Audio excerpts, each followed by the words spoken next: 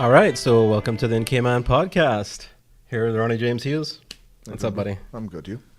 Yeah, I'm You know, great. it's always interesting. What? Like in not like the documentaries or where they're renovating someone's house and they walk up to the door and they meet them as if it's the first time. You're like, Right. As if that hasn't been staged.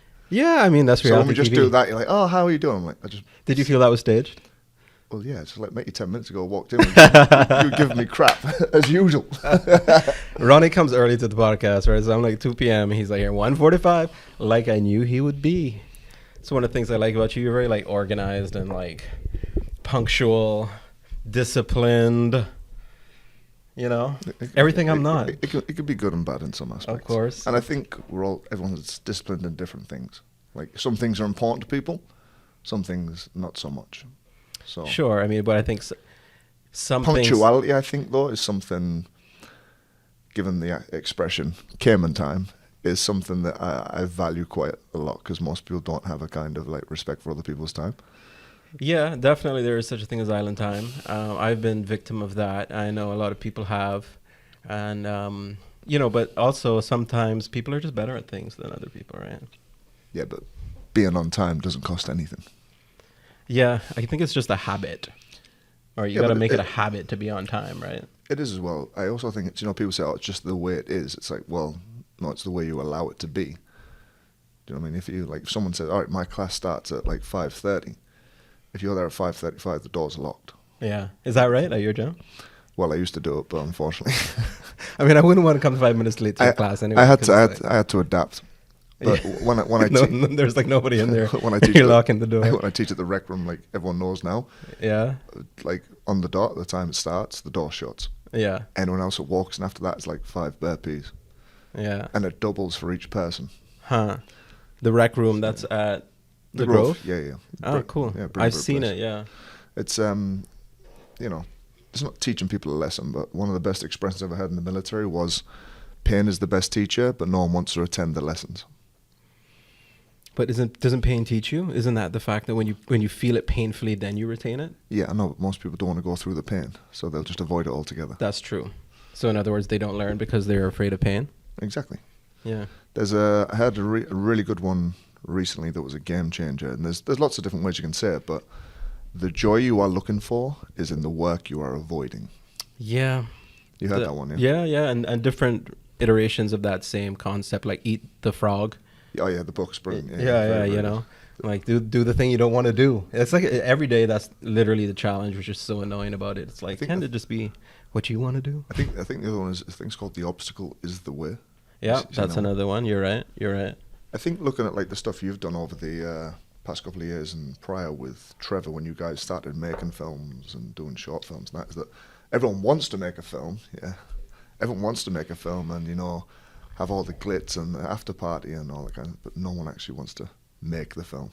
Yeah, no one wants to go through the pain of making the film. Yeah. I think that's a good kind of segue into a conversation in regards to things we've discussed before, but I think that's definitely a problem or a way of life in this kind of generation, I would say, at the moment.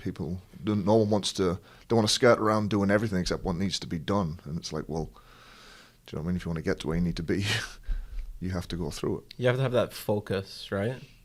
Which is what you are. I've always called you an INTJ. Dominated by introverted intuition. So you have that focus. You know exactly where you need to do. I thought you always called me a see you next Tuesday. I don't get that. C-U-N-T? You're an INTJ. Okay, but you don't get the C-U-N-T. All right, fine. I didn't know that. Yeah, that's going to be edited out, all the fun stuff, I can tell already. But I think... But I don't know if that's just this generation thing. I think that's an all generation thing, right? Because everybody suffers from, here's another word for it, entropy. Mm-hmm. Just eventually everything, falls to entropy. But then there's the dynamic force of moving forward, evolution. So those two things are always in constant battle, I think, in every generation. Maybe some generations are worse. I agree. Maybe we have the focal point of the internet that's able to expose it and amplify it, and we're able to see it and, be more aware of it. And there's definitely people that in previous generations that have trailblazed for whatever it is, some kind of industry or way through life. So there's always been hard workers and people that are pioneers, so to speak. Yeah. I just feel that nowadays it's a crabs in a bucket aspect where you're not allowed to be successful without other people's permission. And those permission is coming from people sat in their basements, you know, their mom and dad's house, like Yeah. trolls, if you want to call them it, so to speak. Right. And I think that's like what you were saying earlier. That's because of the internet. Yeah. Right. And so it's just exposed everybody to everybody else. And then everybody can make a comment about you, who you are in your life. So what's interesting about the internet, it'd be good to get your perspective on this, is like, I feel like everyone talks about how the internet affected humanity, but I still think I don't think we have a full grasp of that. Well, it's a chicken and egg fallacy, isn't it? It's like we created the internet, and from that, it's kind of like grown into this monster, so to speak. It's an entity in on its own, so to speak. It's Big Brother. It's a load of different things. So humans created it from like this nucleus of, you know, I think it was chat rooms initially, or Right. you know, the ones and the zeros for the digital like transmission. And I just feel that it's Pandora's box. It's opened up, and it's like you're never going to put that back in. Yeah. The genie's not going back in the bottle, so to speak.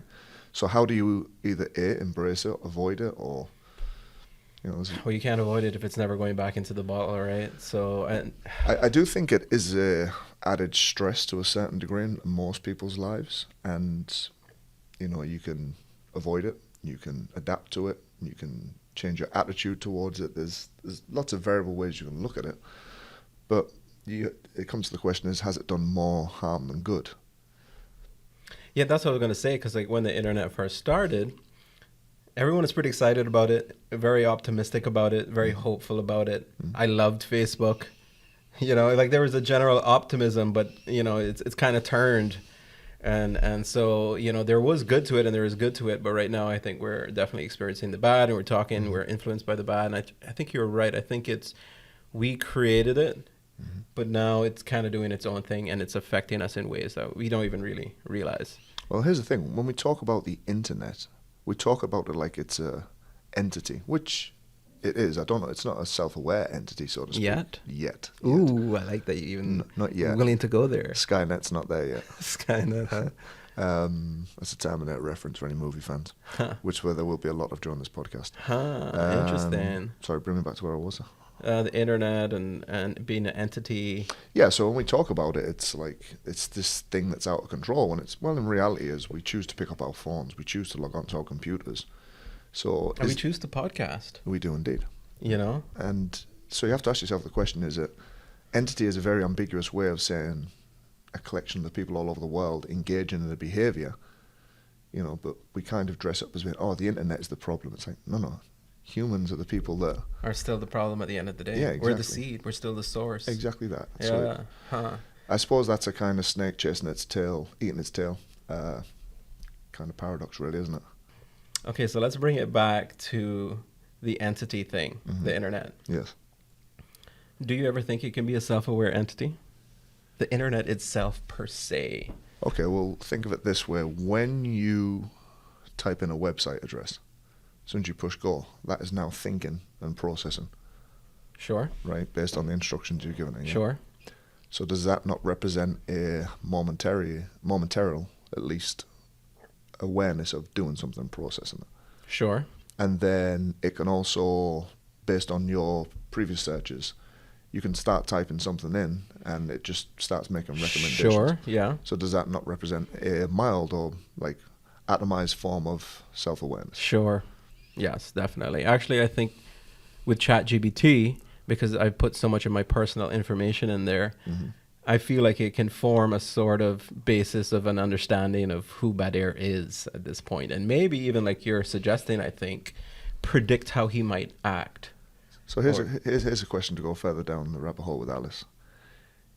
If a computer basically can predict and start putting words and searches and recommending ideas for you based on your behaviors, it builds like a picture and it operates on that. So Sure. aren't we just like biological software that downloads behaviors and beliefs and all that kind of stuff from things around us? Sure. And we basically then learn how to be this operational machine, what do you want to call it, Yes, I mean I think we have the hardware, Yeah. the body, and Yeah. then the software is the sort of cultural upbringing. Exactly that. And I've heard this before that the computer is a model of the human. Yes. So in Yeah. other words, we've kind of replicated a, call it very, very long distant, relative, so to speak. Right. Right.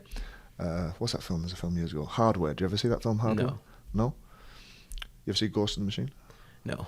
I forget. You make films, but you don't watch films. Exactly. Yeah, Yeah. you So forget. I love it. It's gonna be my podcast, the filmmakers podcast. They're like, "Have you seen that film?" No, but I'm getting around to it. Before we digress, Hardware and Ghost of the Machine. there's a film called Hardware. It's from about 1990, I believe, and then Ghost in the Shell, even not Ghost in the Machine. But there's lots of films like The Matrix. I think was the first pioneering film. You've seen The Matrix? Yes, I assume, love yeah. The Matrix. All right, so The first one. that was the first film that kind of I think took a ideology from lots of different books that had been written on things and like are we living in simulations? They took a lot of aspects of gods and living and behind the mysticism and all that kind of stuff. And I think it articulated it in a way, whilst adding kung fu, that took the average kind of 13-year-old boy, that had maybe a laptop back then or a computer or a Commodore 64, whatever it was. And was able to bring it into contextualization and vocabulary that they could understand. Yeah. I think that was what was so pioneering about it, along with the camera work and things like that as well. Yeah, I mean, that was an amazing movie. Yeah. Groundbreaking. So before I digress, to get to my point, because people are going, where is this going? When we said before about you type into your computer, and then it starts to learn, right? So imagine now you as a baby or a child, people type into you with their beliefs and their system, things like that. Right. And you vote, you internalize that, right? And then it becomes part of your hardware, so to speak. Right. But I think that what a lot of times we do is we download the wrong software that is not compatible with the hardware.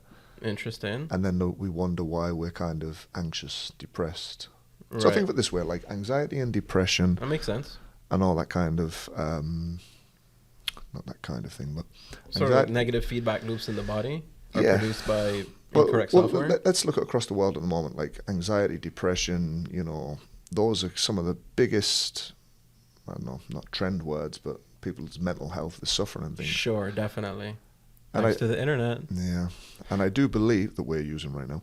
And I do believe that, let's say, for instance, as a hardware, which we have, I do believe that being in nature around trees, woods, being grounded, their feet, the beach, seawater, being in a tribe of people that are like-minded, ingesting organic good foods. These are all things that are complicit with you. They naturally align with you as a human being. So that's the software that's around you. You've got your hardware, and all these things that we should be having are what we should be downloading, and getting better. Yeah. But when you consider now we're eating processed foods. Yeah. We're stuck in offices all day. We're not getting sunlight. Yeah. We're sitting down for 8 to 10 hours a day, and then trying to counterbalance that with 1 hour of exercise. Yeah. We're not communicating with people. All of the things, the correct software that we should be downloading every day and putting as the hardware, we're not doing. And then we're wondering why our mental bandwidth becomes smaller and smaller and smaller because we have so many browser windows open of I need to be doing this, I need to be doing that. And it goes back to what we were saying, is that we're doing everything except what we should be doing to get somewhere. So the joy you're looking for is in the things you're avoiding. That's a very kind of right. And every time you pick up your phone, you're kind of avoiding something. Especially if it's just I'm just picking up the scroll. Like you're literally avoiding something at that point. I seen a brilliant one the other day, and you know me, I'm not religious in any which way. You're not? No, not in the slightest. I'm about as religious as I am pretty. So, the Apple, we've got an Apple phone here, right? On the back. Like religious-based stuff. What was the first thing that tempted Eve? Well, I'm going to fight you on that. I'm a religious person. I know, but what was the first thing that tempted? What did the bite? It was not an apple. It was the snake, though, wasn't it? Sure. She was tempted by the snake. Where are you going with that? I was going to say, anyway, a guy that was on the internet the other day, was talking about something. He says, I realised this, the Apple phone is that it's a symbolization of temptation, like you bit into the apple. Sure, it definitely is an image of temptation. Although it's not that, it's based on Isaac Newton, the apple falling from the tree, and he was a pioneer of like obviously science. Sure. So I think I'm going to assume, based on what I've read, but again, could be the internet lying to me, is that it was the apple that he took a bite from when it fell. So that was what Steve Jobs based on. But someone went with a different angle and said, right, it's from the aspect of temptation. Right. Every time you pick it up, it's like, Ah, okay, I see. That's the connection there. I'll remember that actually. I'm just a hard ass about the whole apple thing because in the Bible it never says apple. It's just a fruit from the tree of the knowledge of good and evil. Nothing to do with apple. It's just been portrayed like that, I guess. Is it the Mandela effect? Is it? What's that? Is that the Mandela effect, where you think it's something that, you know? Is that what the Mandela effect is? Well, it's pretty much where you're sure of something that happened, right, or has been said, right, and you know, you absolutely, this is what happened. And then when you go back and see or view it again, you're like, oh no, that wasn't what happened. Yeah. Well, I mean, most people think it was an apple. Most people, you know, I mean, most 90% of the world is going to think Eve ate the apple, which it wasn't. I mean, it doesn't really matter. It's just a symbol for what she really ate anyway, from the tree of the knowledge of good and evil. But yeah, I see what you're saying in terms of temptation, picking up the phone. But I think what's interesting is that, you know, even in the Matrix, they were injecting software into them. Remember, uploading software into their bodies. And I think what's hard about now is that there's just so much software to choose from. Yeah, we're just confronted by all this. It's paralysis through analysis. Obviously, in the field that I work in fitness and health, and you know, you've got 1,000,001 people saying, okay, the best regime is this, you know, and the best regime is this, you know. It's like everyone's got their own kind of belief that this way, my way, is the best way, and then it just comes down to who's marketing it better. A lot of kids, like particularly young guys, that are impressionable, and women as well, are looking to these people that are taking like things like PEDs, that performance enhancing drugs, and like getting these unreal physiques, right, without, you know, confessing or outlining that it's not the protein powder they're taking or the fish and potato salad thing that they're eating. It's far more to do with what they're injecting into themselves, right, than anything else. Huh. But that part's left out. And then you're wondering why you're doing these workout programs that they'll sell to you, you know, and you're not achieving the same results as them. Now you're associating exercise with failure because, oh no, it didn't work. I couldn't do it. I'm a failure. So there's so many different offshoots in the kind of industry that I work in. Yeah. And again, that is an example of so much information just being fed to you rather than you actually going out and right. So these PEDs that people take, it just sort of it gives them more testosterone or something to pump them up. It's got testosterone because they're bypassing the pain, is what you're saying. They're not actually working out to gain this. It's not that. It's basically they're still working hard. Okay. They're just able to recover quicker and go again. So in other words, you're able to, if you were to consider like the average lawyer or accountant in Cayman that works till like 2, 3 in the morning. Sure. You know, I'm sure that they've got coffee. I'm sure they've got Adderall. I'm sure they've got, you know, Colombian marching powder or things that keep you going. Right. And it's those things that are left out in regards to the fitness industry. There's a lot of stuff that, yeah, do this program, do this exercise. Right. It's like, yeah, but what about all the other stuff you're doing off camera you're not telling people about? Interesting. Now what happens is these people go out and do these workout programs that they've brought and downloaded from these influencers. Who most of them don't even have an actual qualification. They're just, okay, I've lifted weights, I look good, and, you know, got good genetics. Right. Some good lighting, and, you know, starve myself for a few days, and etc. This is going somewhere like. And that's the hard part now, is you got a lot of people fall into that trap of, oh, well, I must be a failure and it's not for me because I don't look like them after doing this. Right. So to go back to the point of like so much information, there's a lot of information and then there's a lot of bullshit information as well, right, which is a problem. But on the other hand, though, you've got incredible websites where you can go and learn, like Masterclass. You know. Well, so that's going to be my question to you, though. Like, there's several things there. Like, one, there's this whole issue that we're facing in society now where everyone's sort of an expert. And I'm not saying that even disparagingly. Like, I don't think in some situations, you don't necessarily have to have, like, any credentials to be very good at something, right? Mm-hmm. So my question, and that sounds like what you're up against kind of in your industry. You have people out there who are just naturally genetically good looking and they're not selling the whole story, but they're putting themselves up there as experts and it's kind of muddling the waters. My question is, how does someone? This is something as an ENTP. I'm not an INTJ like you. Just for the viewers and everything, like you might need to explain what those mean. ENTP, you can ChatGPT got you. But so I'm interested in a lot of information. It's been nice. Tell me what they mean. So as an ENTP, I'm interested in a lot of information, right? We sort of bring information from all over the place. Yeah. Whereas an introvert intuition, you sort of have the more of an interior focus of that, right? Mm-hmm. You're a laser approach. We're a shotgun approach, right? So for someone as an ENTP, someone who's bombarded by all these options, I'm literally asking you, how do I find what's more relevant to me and choose and decide so that I can keep that focus? Because it's not that easy to. So I have a question for you then. Yeah. When you were a kid, what sports did you play? I love American football. I played them all. How did you learn the rules? Playing basically. But did you learn the rules first? Not really. What did you do? You just started throwing the ball and catching the ball and kicking the ball. Exactly, that was it. The problem is now is everyone wants to go in at the high level of everything and like have the end result. They don't want to make the mistakes. They don't want to fuck up. But that's how you learn. It's like, when I first kicked a football as a kid, I wasn't looking to like bend it like Beckham. I was just like trying to kick it, because it was fun. And then later on, the other things were layered in on top of it. I think now what's happening is that people that have no fitness or health experience look at someone that looks like an Adonis, who's on like, Trembolone or tons of stuff that, they're putting into their bodies. Right.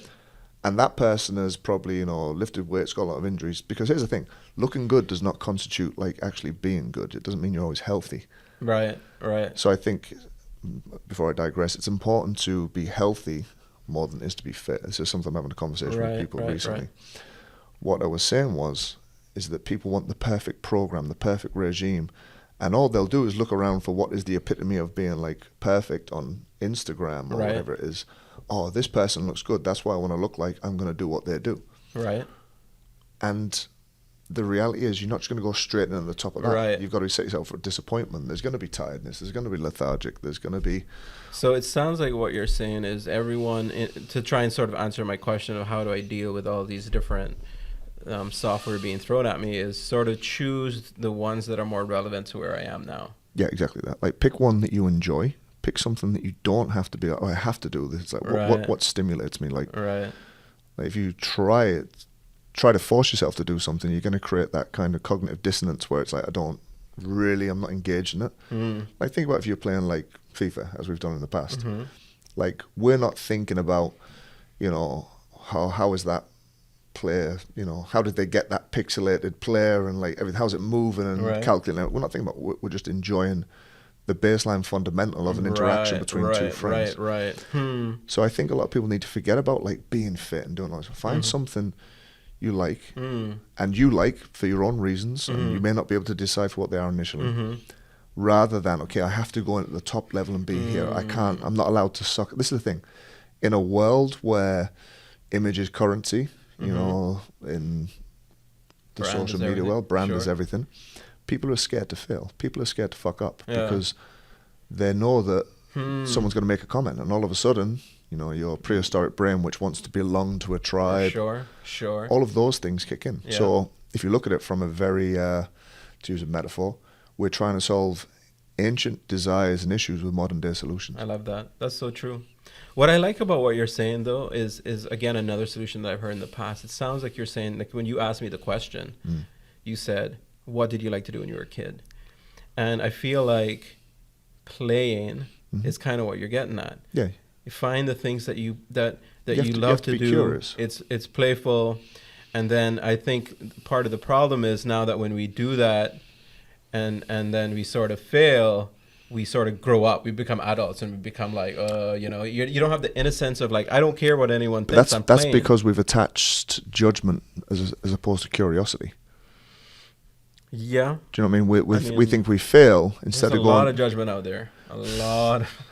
If you think about it, like let's say for instance, let's use an example. I definitely know we did in 2014, right? 10 years next year, baby. We're going to have this anniversary of people. And I did it because, it was fun to be a part of. I'd never done it before. It was something new to do. Was that your first movie? That was my first movie.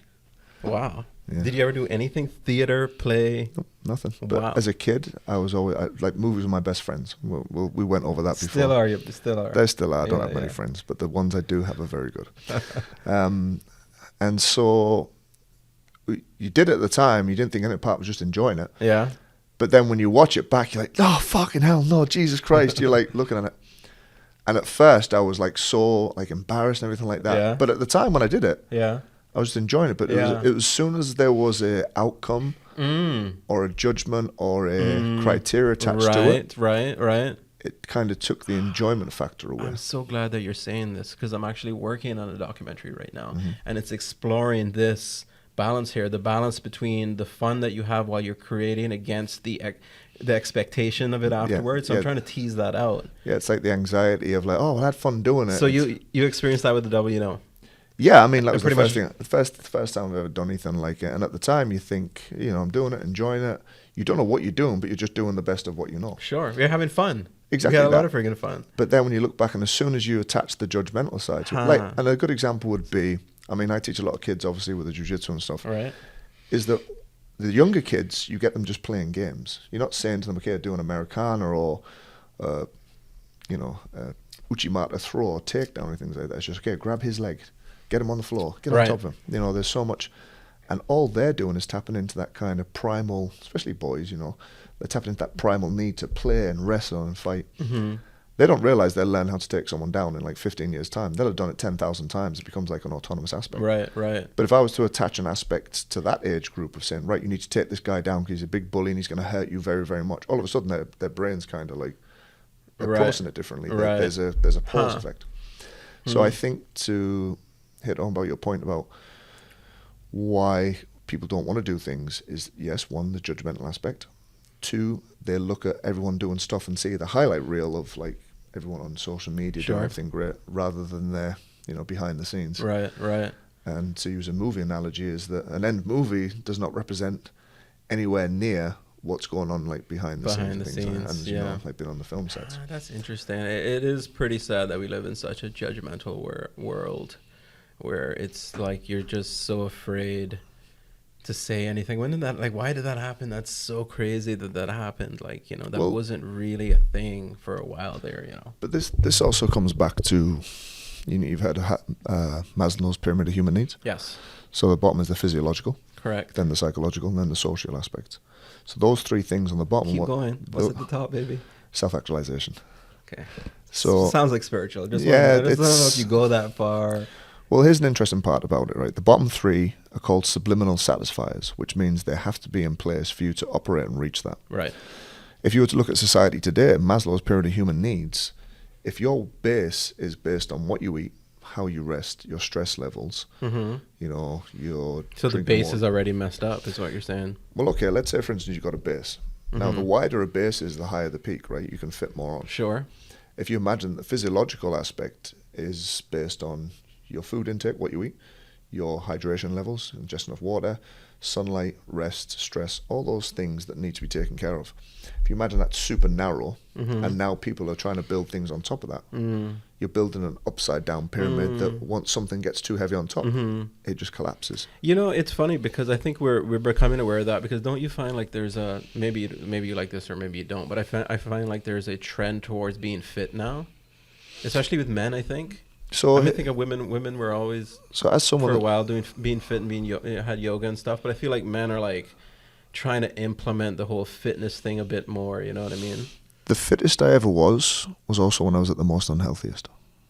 Right, so there's, what does that mean? How? So when I was a PTI in the military, the best you ever looked was when you were then healthiest? I hear actually, if I heard this the other day, that if you can see a guy's abs, that means he's unhealthy. I think everyone's different in regards to their body genetic type, makeup, and I think that people who like hold fat in a different way, that's a whole different Right. conversation. But it's your point though that you can look good but not be healthy. So when I was 23, I was a PTI for the military. What's that? What's a PD Physical training instructor specialist. for the military? Yeah, for the Royal Navy. Were you ever you were in the Navy? Royal Navy, yeah. Okay. But I was a specialist. I branch changed to become a PTI. So I was like an engineer mechanic when I started. Is that right? Which You're always like jumping. That's a glorified word for being a cleaner and a build rat, pretty much. So. What, the PDI? No. The engineer? marine engineer mechanic. Okay. So how long were you? I was in the Navy 11 and a half years, nearly 12 years. Dang. Yeah, I joined up at Over like 17, a decade. left at like 29. So what were you by the time you finished? Stressed. Which is why I left. I would think so after 11 years. But I think my main point being is that we would train 3 times a day, like circuit training. You would get forfeits, punishments, and everything like that. Were you always on a boat? No, most of the when time? you were training, you were on board a base, HMS. Okay. Right?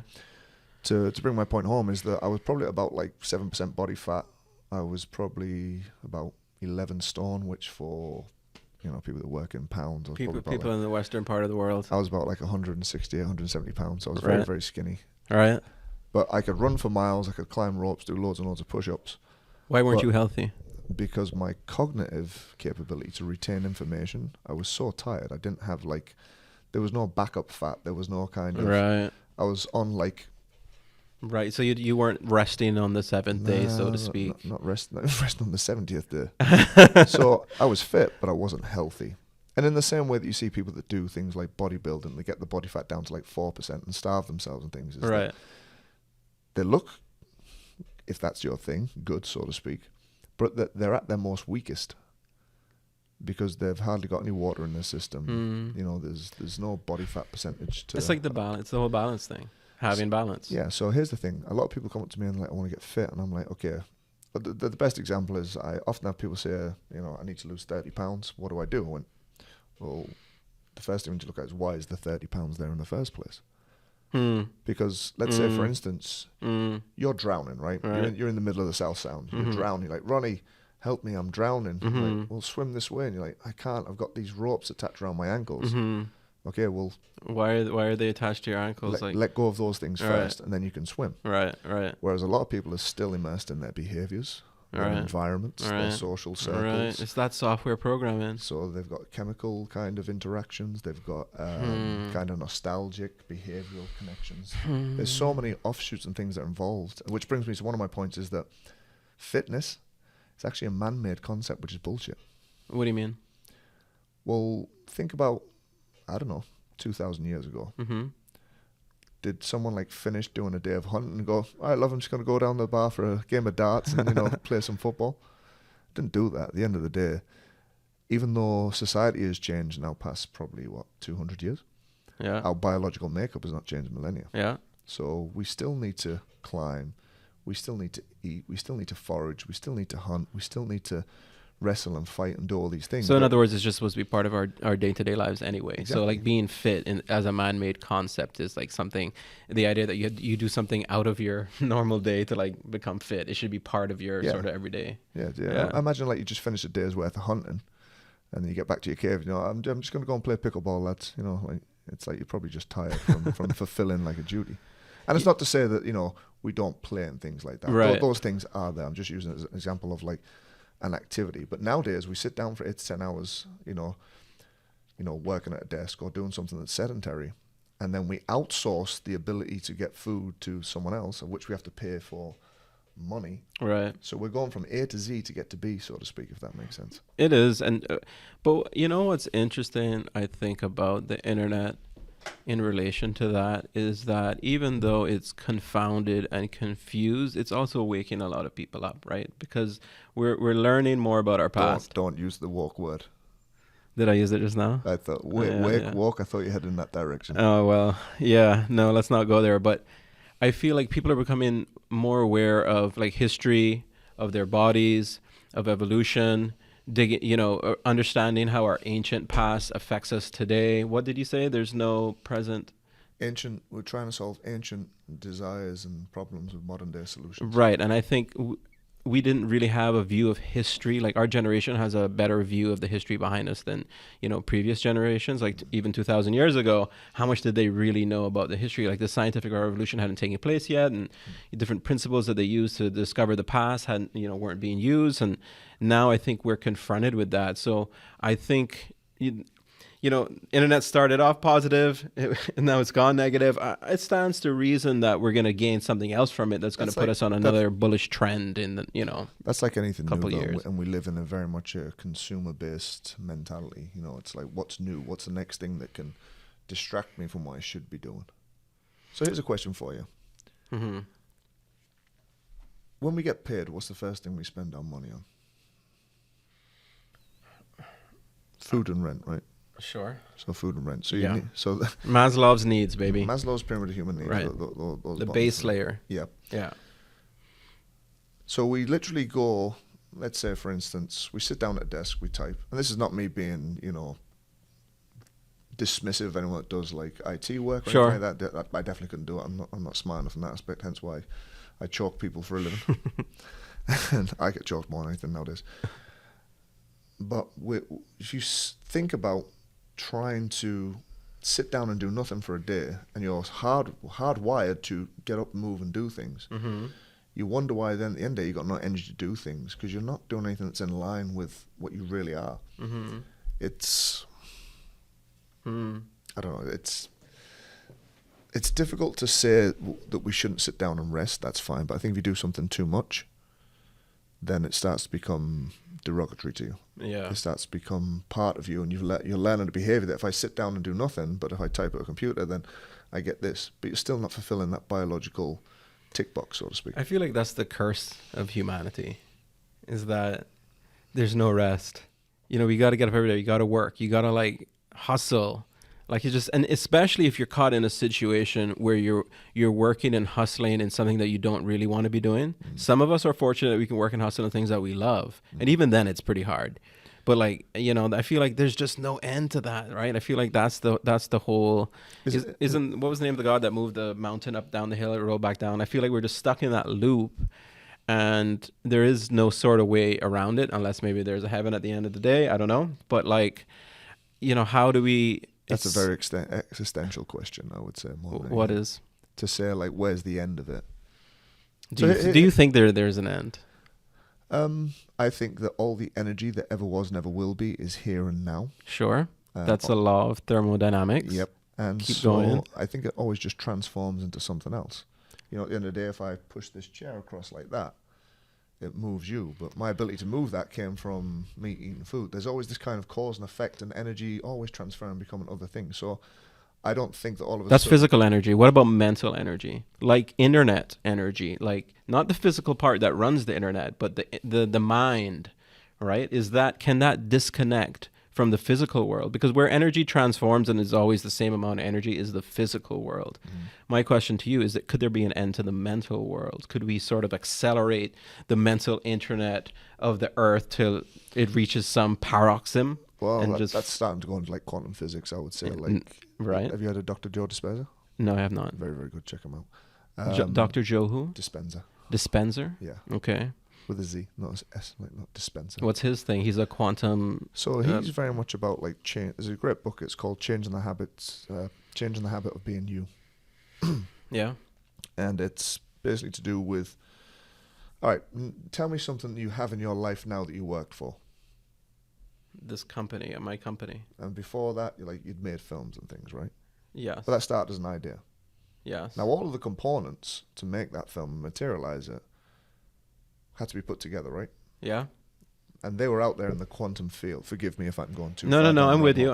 Yes, they were. They weren't actualized yet. They weren't actualized right. yet. And it was through your pure willpower and your focus on having a vision that made that manifest. Sure. In the same way that Elon Musk started throwing rockets up into space. Sure. Even though he didn't own NASA. Sure. Which he probably will do at some point, but we'll see. I'm sure he wouldn't want to. So you can make things materialize. Right. But out of the quantum. Yeah. Yeah. And so is there an end to that that's my thing, right? I mean, like look at how what was the Matrix? How did they approach that at the end? Well, it depends which one you're looking at. The first one. There's been 4 films. No, it's not. The last one just went off the rails, and even though I'm like the world's biggest Matrix fan, it's like I get what they were trying to do. The last one you didn't like so much, huh? Actually, I prefer that than the 2 that came after the No, first I get one. it was very meta. I seen what they were trying to do. Right. A little bit too woke for me, though. Was it woke? Yeah, there's a few too preachy, too many preachy things. I can't in remember to be that honest so with you. much about it. For me, I was just glad it wasn't like that, the 2 previous ones. So I was like, okay. I seen what they were going for. But, they didn't quite stick the landing, so to speak. Yeah. To get back to the point about where does it end, I think that'll take a greater mind with a more better descriptive vocabulary to break it down and contextualize it than mine. What about the metaverse? Everyone's talking about the metaverse. Right, I mean, at the end, it's just an extension of the internet. To be honest with you, in the same way that let's use Bitcoin as a kind of, that's a belief system. Actually, any fiduciary aspect is a belief system. Any fiduciary aspect is a belief system. Explain. Well, think about money. Mm-hmm. Let's say, for instance, I handed you $10 now. I said, "Oh, that's for like a tip for bringing me on the show." Or whatever. Sure. Put it towards like your production company. You think that's worth $10? Right. What if I wrote on that 1 year's free membership to the Academy, signed Ronnie Hughes? Mm-hmm. Nothing has really changed apart from the How much did he give me? $1? $10. Yeah. Apart from the belief system that we've both now attached to it. So it's a non-verbal agreement to say that this is what this value is, only based on what we believe. Now, you're here during Ivan, right? Yes. Okay, so... And by the way, I half agree with that and I half don't in case you go somewhere else. But Okay. keep going. So... I was here during Ivan, 2004, baby. Yeah. All right. You were here? No. Okay. 6 years later. Okay. All right. What happened to societal expectations once everything went to shit and there was no more infrastructure? It was great. No one expected you to show up to work the next day. Exactly. It wasn't there an was expectation. You didn't have to go to work. People helped each other out. It changed the whole dynamic of everything Like that. based on what? A belief system. And the belief system at one point worked, and then all of a sudden, It no longer applied. it no longer applied. Yeah. So let's say, for instance, Bitcoin didn't exist, 10 years ago? It started right after the banking financial crisis of 2008. So it started 2009. Okay, so a little bit, yeah. So probably forgive me for anyone that's like into crypto and stuff like that. But it didn't exist. It was then. It was in the quantum. Yeah, it was in the quantum. Right. And then it materialized. Based The on what? Immaculate Conception. It was based on the aspect that. So you're saying all money. This is where I disagree. Although I do agree, because I do agree that when you give me that $10, I do believe that that's going to work at the store. Yes. Because there's experience and I believe and I trust in it. Yeah. If all of a sudden I'm transported to another country with a different currency, then that same currency doesn't What work. if So inflation happens and like the Snickers bar that you brought last week was $3, now it's $5. How do you feel? You're aggravated, right? sure, but here's a problem with that though. Like gold became the dominant currency, not just because of belief, but Yes. because of certain attributes that gold But had. gold is finite. That's That's why it's so that's one valuable. of the attributes. That's why got it's to. so valuable. Ex- Anything that is finite is valuable. Do you know what else is finite? Bitcoin. Mm-hmm. Yeah. So I think even though it's a belief, I do agree with that. I think you have to have attributes, and being scarce is one of the attributes. There's a few others, But but you like also have to bring people on board to have the same belief system. I don't know, because what happened is the Silver Age took over the Bronze Age, and the Gold Age took over, the Silver Age, and it kept going like that. So like the dominant currency, and this is what I think about Bitcoin, is it's eventually, because it's better, people migrate towards it. That's sort of why we migrated to gold. The whole world, believes in the qualities of gold. Why is that? Like there wasn't a gold council that sort of, said this is what we're going to use. It was certain properties of gold. To use a modern term, it's a trend. Yes, but it has foundational Of course, yeah. structures to it. It does. No two ways about it. Right. To go back to the point what we were saying about Fiduciary items being a fiduciary belief item. system. Yeah. Yeah. Let's say, for instance, you came to my gym for an hour and I trained you, and I said, right, it's $150. And you look at me like, no, it's only worth like $15. Mm-hmm. We now get into an argument based on how you perceive my time and value it, and what I value as my time. Sure. Do you know what I mean? Right. So again, it's a belief system that is always in fluctuation. Yeah. I mean, I think so much of humans are a belief system. How did we get to this point again? Just so I don't know, but I have a question for you, because what I find interesting about you is that although when somebody sees you from the outside, you're physically fit and you have a gym and that's sort of, what you do. So much of what you really are is mental. I've been Right. called mental before, but not for that reason. So my question to you is sort of how much of humans are actually mental versus physical? How much is it hardware versus this is the theme of our conversation. Hardware versus software. By the way, matter versus spirit. Okay, so to break it down very simply, if you grow up in an environment that's quite harsh, you will be hardened by the environment, correct? Yes. I grew up in an environment like in Hartlepool. Anyone watching that's listening from Hartlepool, they'll know what I'm talking about. Where is that? Northeast of England. Back when, this is like... Northeast of England, but in England. Yeah. Yeah. Near Newcastle were. Okay.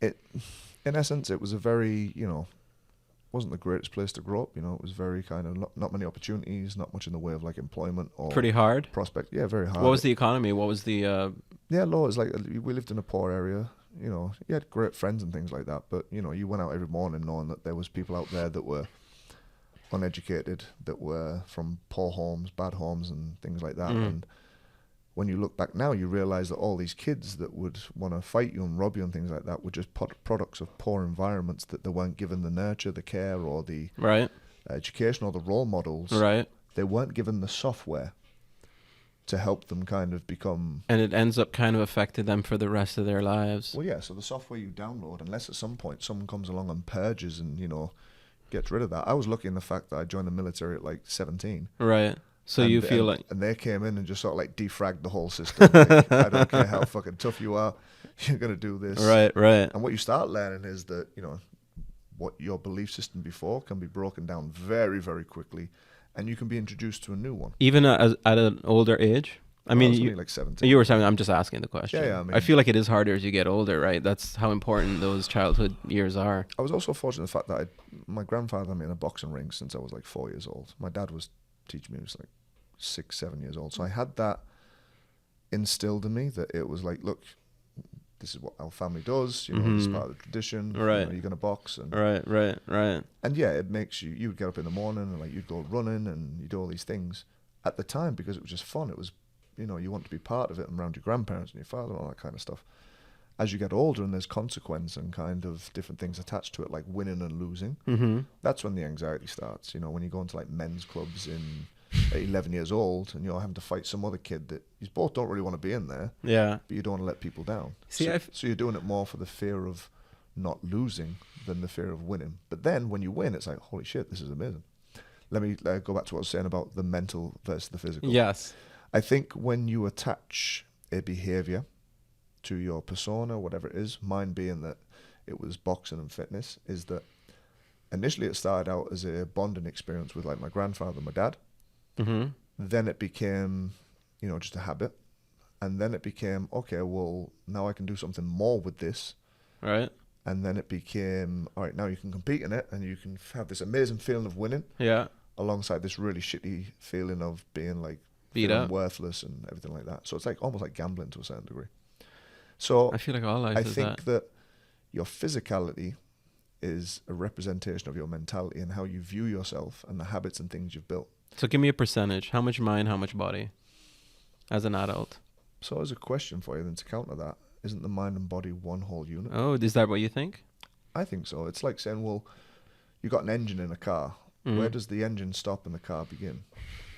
What if the engine's broken? Then it's just an engine. If you label it that, yeah, sure. But let's say, for instance, you didn't fix the tires on the car. Because the body can exist without the mind when it's dead. Very momentarily. Very momentarily. Like apparently there's like a few seconds when you die that your brain's still aware, no, the body's dead. So, yeah, I guess what you're... Yeah. So the body would decompose once it's dead, kind of immediately. As soon as that electrical signal's not gone. It's the chicken and the egg. What comes first? At the end of the day. So I asked you. Hold on. I asked you the question: what percentage mind, what percentage body? You countered with, "Don't you think it's the same thing?" Okay. So sure. So you're saying that it could be like 100-100. It's just the body and the mind. There's no sort of the human isn't composed of like 100% of both. What? It's context dependent. What does that mean? All right. Let's say, for instance, you had a tough day, you're a bit tired, you finish work, you don't want to go to the gym. You want to sit on this couch scratching your balls watching Netflix. Yes, it's hard. Doesn't everyone face that? But the very second you feel sick and unwell and like shit, what would you give anything for? To feel normal again. Yeah, and be able to work out and do those things. Sure. Right? You look at it then, you're like, wow. All right. So why is it one day if your body's down, your brain is willing? Other days when your body could do it, but your brain's not willing. Why? It's a good question. If you were to go down the route of physiological aspect, Right. it could be that you haven't ingested enough fluids, you haven't eaten enough quality food, you haven't had enough rest. There's all those things that have to happen. But then it could just simply be that it's pissing down with rain outside to get into your car, to drive somewhere, everything like that. So that the body could be willing, but the mind will find some kind of excuse. And this goes back to the aspect. But they're all one thing. They are one thing, and they're always feeding one or another. So maybe it isn't one or the other affecting. Maybe it's One both and at the the same other. time. Yeah, that's it. It's a balance. And that's So what they yin say. and yang. You're trying to find that. Yeah, the yin and yang, so to speak. So do you believe? So, yeah, I know you're not a religious person. No. But you definitely, obviously, believe in the body and the mind. Yes. So that duality, Mm. and of course, you hear religious people talk about spirit Mm. and matter. Mm. Does that make sense to you? That description of spirit and matter? I think it would come down to the aspect of, like we said before, about the quantum field. You can manifest something at what you truly believe. Yeah. So Creation. yeah. So if for you believing in the word spirit and matter and God gives you some comfort or some kind of laser focus to do something, then by all means. In some people, it could be. I just want to know if you believe in spirit. I guess that's all I want to. Because you believe in mind. So is that the same thing for you? Are you willing to go there, or you don't want to go there? The brain is a physical matter. It's there. It's in the mind. It's Right. it's a group of. It's like the computer, right? Muscles and your brain is a muscle, so to speak. Yeah, It has okay. blood pumping to it, has oxygen going to it. So Yeah, I hear it uses more blood and energy than like anything else by far in the body. Well, of course, that's why we get tired before. The mind will go before the body. Sorry, ASMR. That's why the what? That's why The mind gets the tired. mind wants to quit before the body. Huh, that's true, The isn't mind will it? quit before the body. Huh, that's Like, true. So as an example, when you ever watch like a boxing match and you see the guys, like if you were to look at their eyes like round 12 when they're just out on their feet completely, Hmm. they're not thinking at this point. They're just swinging punches. They're just operating purely on what? Mind. Survival. Their body's just like on reflex. Right. So once that level of oxygen is no longer applicable to be applied to the brain Mm-hmm. and it's more required to the muscles in the body, Mm-hmm. there's no more cognitive aspect. That's why under stress people do what's easy rather than what's right.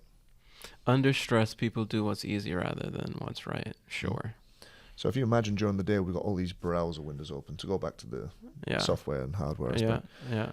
Let's pick browser window number 1, work. Browser window number 2 is family. Browser number 3 is health. All these things that are like operating during the day.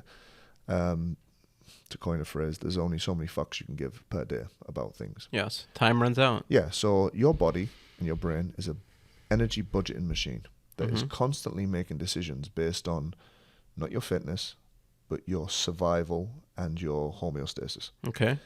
Anything that goes outside of that is considered a threat or a problem, and you have to have a very, very, very good reason to get your body to do something. Hmm. I'll give you an example. Let's say, for instance, I said to you, Badir, I want you to train for 12 weeks just for the fun of it. I want you to get down to 10% body fat and increase your muscle mass by 5%. Excuse me. What would you say? Let's do it, baby. Okay. What if I said to you, if you don't do it, one of your family members is going to die? Well, definitely. It's So not you even. see how it changed? Yeah. Immediately the urgency and the visualization in Right. my head changed it, right? So what are you getting at? So you say about what's the brain and the body. It was only when I gave you a potential outcome Mm-hmm. that one It changed. that it changed. Right. So people can do things under extraordinary circumstances. So mind over matter. Yeah. Do you ever read the book Man's Search for Meaning? No, but I've heard of that. Yeah, Who's so the author? What is that it's, book it's about? the guy that was in the Nazi concentration camp in like the Second World War. That he literally wrote the book from his experiences there, and he says Right. a man can bear any what or how if he has a big enough why. Right. I know that quote. Yeah. So Huh. that's pretty much where it comes from. Huh. I think I was Finkel. I don't want to like bastardize his name or anything like that. Wow, that sounds. I would be very, very interested in reading that book. I do a lot of World War II diving on YouTube. It's like, and again, another amazing thing. We have like all of this information at our disposal. It's like, we're really waking up to a lot of things. But Yeah, just got to be careful. It's like that old aspect. Abraham Lincoln once said, "Don't believe everything you read on the internet." So I don't believe it in that respect. That's the challenge. It's information, misinformation, news, fake news, expert, non-expert. It's all up for grabs. People don't believe scientists anymore. Before I digress, hold on, no. let me finish your point. Let me finish your point of what we were trying to get, because people are like, what are these fucking two going? What? We're like What friggin', point? we're like a pair of ADHD, like going left, right, and center. You were asking about, like, is the body and the mind, separate? Mm-hmm. When you think about, let's say, for instance, you're watching a horror film. Uh-huh. Not that you watch films, but Yeah, I've seen a few horrors. Or you're watching a film where a submarine, like the guys are drowning. I guarantee if you pause yourself at some point, you're holding your breath. Yes, Or that's you're true. kind of tense. That's true. Because you're visualizing, your brain doesn't know the difference between reality, internal and external reality. Because Right. you are giving it a thought Right. and a vision that then manifests in the body. Yes. So That's are they separate or are they the same? They're part of the same system. I see. That's why I love making movies, though. The ability to do that, influence people in mass, to sort of make them feel emotional, psychological, body reactions to story. That's freaking awesome. Obviously, I got to sit down with Ron Perlman a lot when he was down here and spent a great deal of time with him. And he always came back to the same aspect. It's that What? he does it because it's the ability to tell a story that resonates about the human condition and experience. That's why we do it, is to bring that to life, to say to people, you're not alone. Or, it's a way for people to look at something and go, I can relate to that. Yeah. Did you know, I've watched like soppy movies, like sad movies, everything. I've never cried on anything. Do you want to know the one film that made me cry? What? It's called Warrior. It's from 2011 with Tom Hardy and Joel Edgerton. And, I recently know who Tom Hardy is. Yeah, it's about two brothers that are MMA fighters. Uh-huh. Great story and everything like that. For those that have seen it, you'll know what I'm about. Like, so you cried in that one, huh?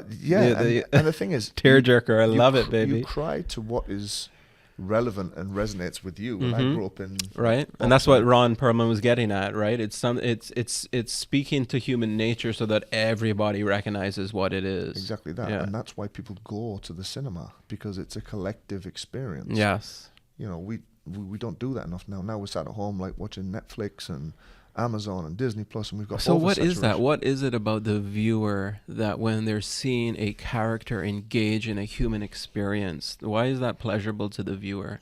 Because they're visualizing themselves. Think about, like, all right, so it's ambiguous language, so to speak. Politicians use ambiguous language like God, family, unity, togetherness, everything like that. Sure, it's And it going to be the makes- best. Number one. And it makes the person, to use Trump, it makes the person listening interpret it and feel that it's relative to them. It's like, oh, he's talking to me. Whereas if you turn around and say, right, I'm going to cut the amount of jobs by 200, if you go into specifics, people start going, Right. it's too much for them to process. Right. Right. But if you can be ambiguous. Right. Now, movies are ambiguous to a certain degree. Yes, I do think they are. Obviously, like, They contain specifics. Yes, they but do. the people relate to them. ambiguously. On their own personal. Right. So for me, I love The Dark Knight. Right. Now, even though Batman is not a real person, Right. he is Bruce Wayne. He embodies certain characteristics that you feel, right? So he's Bruce Wayne. He's a multi-billionaire, which Yeah. I'm pretty sure most people wouldn't mind being. Yeah. Yeah. He is a leader. Yeah. He's an INTJ. Now that I think about it, Batman, INTJ. Yes, I like that. Oh wow, I'm sure someone out there would say, yeah, Batman is an INTJ. Here's a better thing for you, You're though. Batman, baby. Batman's not the mask. Bruce Wayne is the mask. Batman's not the mask. Bruce Wayne is the mask. So I hear you, but Well, what are think you of it, getting because at? like he spends. He hides away. The things he really wants to do Mm-hmm. is be Batman. He hates the whole smoozing stuff of like being a billionaire. He despises it. Right, he's a loner. He's kind of like, Yeah, he is more happy I don't know if he's that when INTJ. he's being his true self and fulfilling his true meaning right as Batman. As Batman. So Batman is the true person. Mm-hmm. Bruce Wayne is the mask. So what does that tell us about our lives? Why do people dress up at Halloween? They're breaking away from the norm. Mm-hmm. And when people dress up at Halloween, a lot of the time they wear something that's like a visual representation of their selves, right? To a certain degree. I won't say it's everyone. Some people just put something on their body, right? But a lot of the time people, and it's not everyone, some people are introverted, some people are extroverted. But I do believe that people let their masks slip at Halloween and become their kind of true selves to a certain degree. I agree, and I think Pirates Week is the same. Exactly. I mean, that's why I really loved Pirates Week, right? I feel like people were just being cool. But during the week, or during our everyday lives, we have to belong to this tribe called society. Yeah.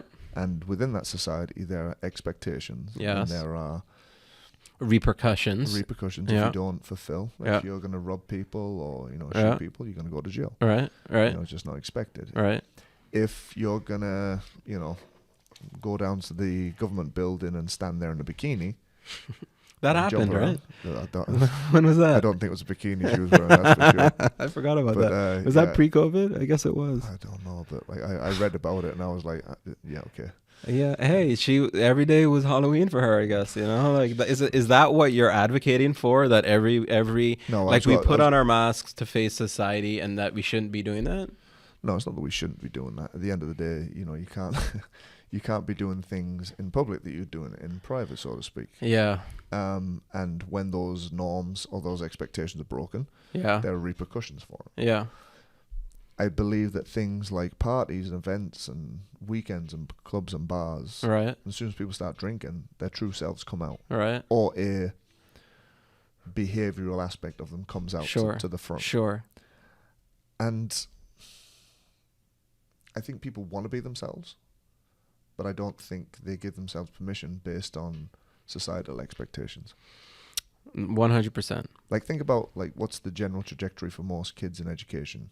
Go to school, go to college, go to university, get a job, get married, do this, do that, do this. It's societal expectations, yes. Yeah, so and as soon as someone breaks out of that, and you're a prime example, although you're educated and things like that, at one point you just turned around and said, no, I want to be a filmmaker. Yep. And I don't know if your dad and your mum were supportive of it. They were just sort of like, what the fuck? But yeah, I guess more what the fuck at first, because it's odd. Because their belief system is based on the software that they've downloaded. Right.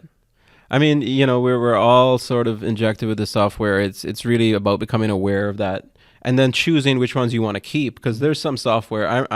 I'm glad that I was like apps. Think about there's apps on your phone you want to keep because they're useful. Right? Yeah. There's other ones you're like, I don't use that. Yeah. But if you don't, here's the thing: if you don't get rid of it, you keep paying the subscription. And like, fuck. Yeah. So there's a lot of parallels and kind of metaphors you could look at as being computers and humans. Yeah, humans are computers. So they're almost like an extension, and that's why this is where I think that Elon Musk is going with the whole thing about like having the it's not an earpiece, is it? It's like an implant. An implant into the brain, and things like identity tags under the skin. Yeah, like the Book of Revelations. We know that's gonna happen. I love that that's in the Book of Revelations. That nobody could buy or sell unless they had that mark. I love that. Oh, really? Yeah, 2,000 years ago, some guy that's gonna happen. And sure enough, today, like, we're more than ever, we're like, yeah, that's definitely going to happen. It's right around the corner, baby. I think Nostradamus said something like that as well. I'm sure he did. Rasputin, one of those crazy Rasputin. That's a guy. Has there been a movie about Rasputin? There's been a few. I mean, the last one was he was in the Kingsman. He was one of the baddies in that one. Was he? Yeah. Cool. I watched the Kingsman, the first one, which was really, really good. Kingsman, very first one. Good. Which one was Rasputin in? Not the first third one, I believe. Okay. The golden tier. I can't remember. I'll find out exactly. An interesting thing about movies as well, though. As a kid, my parents worked a lot, and I was kind of quite self-sufficient from the age of like 7, 8 years old. Yeah, I can imagine so. And so I would come home from school because it was literally just over the road. My sister would normally be around and that, but most of the time I would like sit down and watch movies and TV, and I learned most of my vocabulary and things that I knew at a very early age from watching movies. It was Downloading software. Yeah, exactly. Baby. So you remember the film Alien, right? I do. Right, so don't ask me why, but my older brother Jason had me sit and watch Aliens, which was the 86th, second one. The second one. Yes, that was the one that, as a kid, I remember feeling ill watching that. All right, well, bear in mind, I was like 6, 7 years old. My brother let me watch this, along with Predator as well. I remember they used the word xenomorph. Uh-huh. And it was. And that was in your vocabulary since then? Vocabulary. No, what of a lie. I remember going to school, and like this teacher turned around and said, "Who can tell me a word for whatever reason it was? Give me a big word that they know." And I said, "Xenomorph." And she just looked at me like, "Okay, where did you get that from?" Right. "Oh, it's from the film Aliens." Next thing you know, like calling your parents. Social services knocking at the door. Like, yeah. So I do believe that we learn things and we download it from lots of different places. I think the question now is that it's how do you shut off the noise of certain things getting in? how do you put parameters and boundaries on those things? Mm-hmm. That is the Because to your question. point, do you remember you said before, you said we should be doing stuff. How do you focus? But when we get stressed, we digitally pacify ourselves. Yeah. It's like something stressful, I pick up my phone. Yeah. Distracted. Like kids nowadays. Yeah. I think kids are less resilient nowadays because parents have the ability to digitally pacify, like they're not giving the iPad. I know you know this quote. What is it? Like, strong men bring So build. good times Yeah. breed weak men. Yeah. Weak men create bad times. Yeah. Bad times create strong men. Yeah. And so the circle goes. And so the circle goes. Mm. And so what are we? We're in the weak phase. Bad times are still to come. I think it's, I mean, you can say strong men and all that kind of stuff is a metaphor. I do believe that we always figure it out somehow and we adapt. We take things with us that work and we usually discard things that don't. And it's always a learning process. I mean, if you were to go back to things like the Roman Empire with Marcus, what's his name? Aurelius. Aurelius, yeah. Yeah. And he wrote like the stories and books and everything. All right. But then there was people that Have you ever read that? Meditations, right? So my friend Petri Basson, shout out to Petri, he brought me letters from a Stoic. Okay. Which is the letters that he wrote. Cool. So it was it's a long read. Right. And there's a lot of kind of filler to a certain degree to get to the points that most people have done a better job nowadays of like bringing the bits and pieces out and putting his main bullet points right into play that I've listened to and heard of a lot right. You're pretty stoic, actually. That philosophy definitely fits with you. I sometimes feel like a Rolex watch in a digital age, if I could give it a description. I like that. I have values and beliefs based on, I believe men should be men. Mm-hmm. I believe that if you open your mouth or you treat people badly or you bully people or you cause harm physically, mentally, emotional, whatever it is, I believe there should be repercussions. Mm-hmm. And if the initial repercussions of slap on the wrist, publicly ostracized, things like that, is not enough and you still repeat behaviors, I do believe you have to revert back to ancient, aspects of getting hold of someone and throwing them in jail. I was going to say like throwing a few punches at their head, to be honest with you. Right. But that is now considered what? Not unacceptable. Yeah. Right? Yeah. But let's say, for instance, I'm walking down the street in London and I see a guy hitting a woman or doing something. I run over and I hit him. He starts hitting her. And then you're a hero. No, but then I get like literally put into jail because I assaulted someone. I can see that happening too. Okay. So everything's kind of context dependent and also proportionate as well. Now, let's say, for instance, you're walking down the street in Islamabad or somewhere in Afghanistan during the war and you see someone like hitting a woman with a shoe or something like that. Right. And you shoot him. Right? Mm-hmm. That would be considered okay because the person was like a threat or a danger or whatever in some capacity. Okay. So which is worse, what I did or what they did? But they were hitting a woman in Islamabad? Yeah. I don't think you're allowed to. I thought you were going to go, well, he's allowed to do that in Islamabad. I thought is where you're going to go with it. Well, yeah, he probably is. But like if I was to shoot him or do something to stop him, then you would be in trouble, wouldn't you? Well, no, it depends because I could turn around and say, well, I see him as a threat. And the powers that be that send me there and put me in that position would say, yeah, he was well within his rights. So it's the same kind of action to a certain degree. You take physical action, but depending on where it is and what it is. Right. So even though that person... It's judged differently. It's judged differently. Yeah. So for me, I don't like bullies. I don't like abusers. As you know, I work with a crisis centre for years. I've had family members. And, previous partner was a victim of a sexual assault. And I believe that most men don't learn their lesson from being put into a prison or being, slapped on the wrist or told don't do that again. I believe that men learn from being literally physically beaten or intimidated or made to understand that there's repercussions from other men that don't hit women. Now, you can consider that to be prehistoric. You can call it kind of Neanderthalic in regards to things. I understand that. And I know that there is diplomacy. I know that there is a way to chat with people. But I do believe that some people do not learn unless excessive aspects are applied to them. Do you think that is similar to and analogous to beating the child? That whole controversy. What does the Bible say? Spare the rod, beat the child. Right, or whatever. Maybe that's not in the Bible. I don't know, but something like that. I can't remember exactly. But so is that analogous to that? What your concept about of men and how they learn versus a kid and how they could learn? So boys and girls learn very, very differently. I think boys and girls learn very differently. Simply Women based. do very good in school, don't they? Like I don't think Yeah, they do. No, they don't, school's not because really for men, especially college nowadays, right? think about boys in school. They're told to sit down, be quiet, don't do that. What's the one thing boys need to do? They want to fight, they want to play, they want to They compete. can't sit down and be quiet. That was Exactly. impossible for me. That was the Exactly. worst. I hated school. But same for me. Like I failed all of my GCSEs. I got Did you? all of them except for one. Do you know what it was? Physical education. I got an A star in PE. Because why? Because you were great at that. Because I was good at it and I liked it and I enjoyed it. Yeah.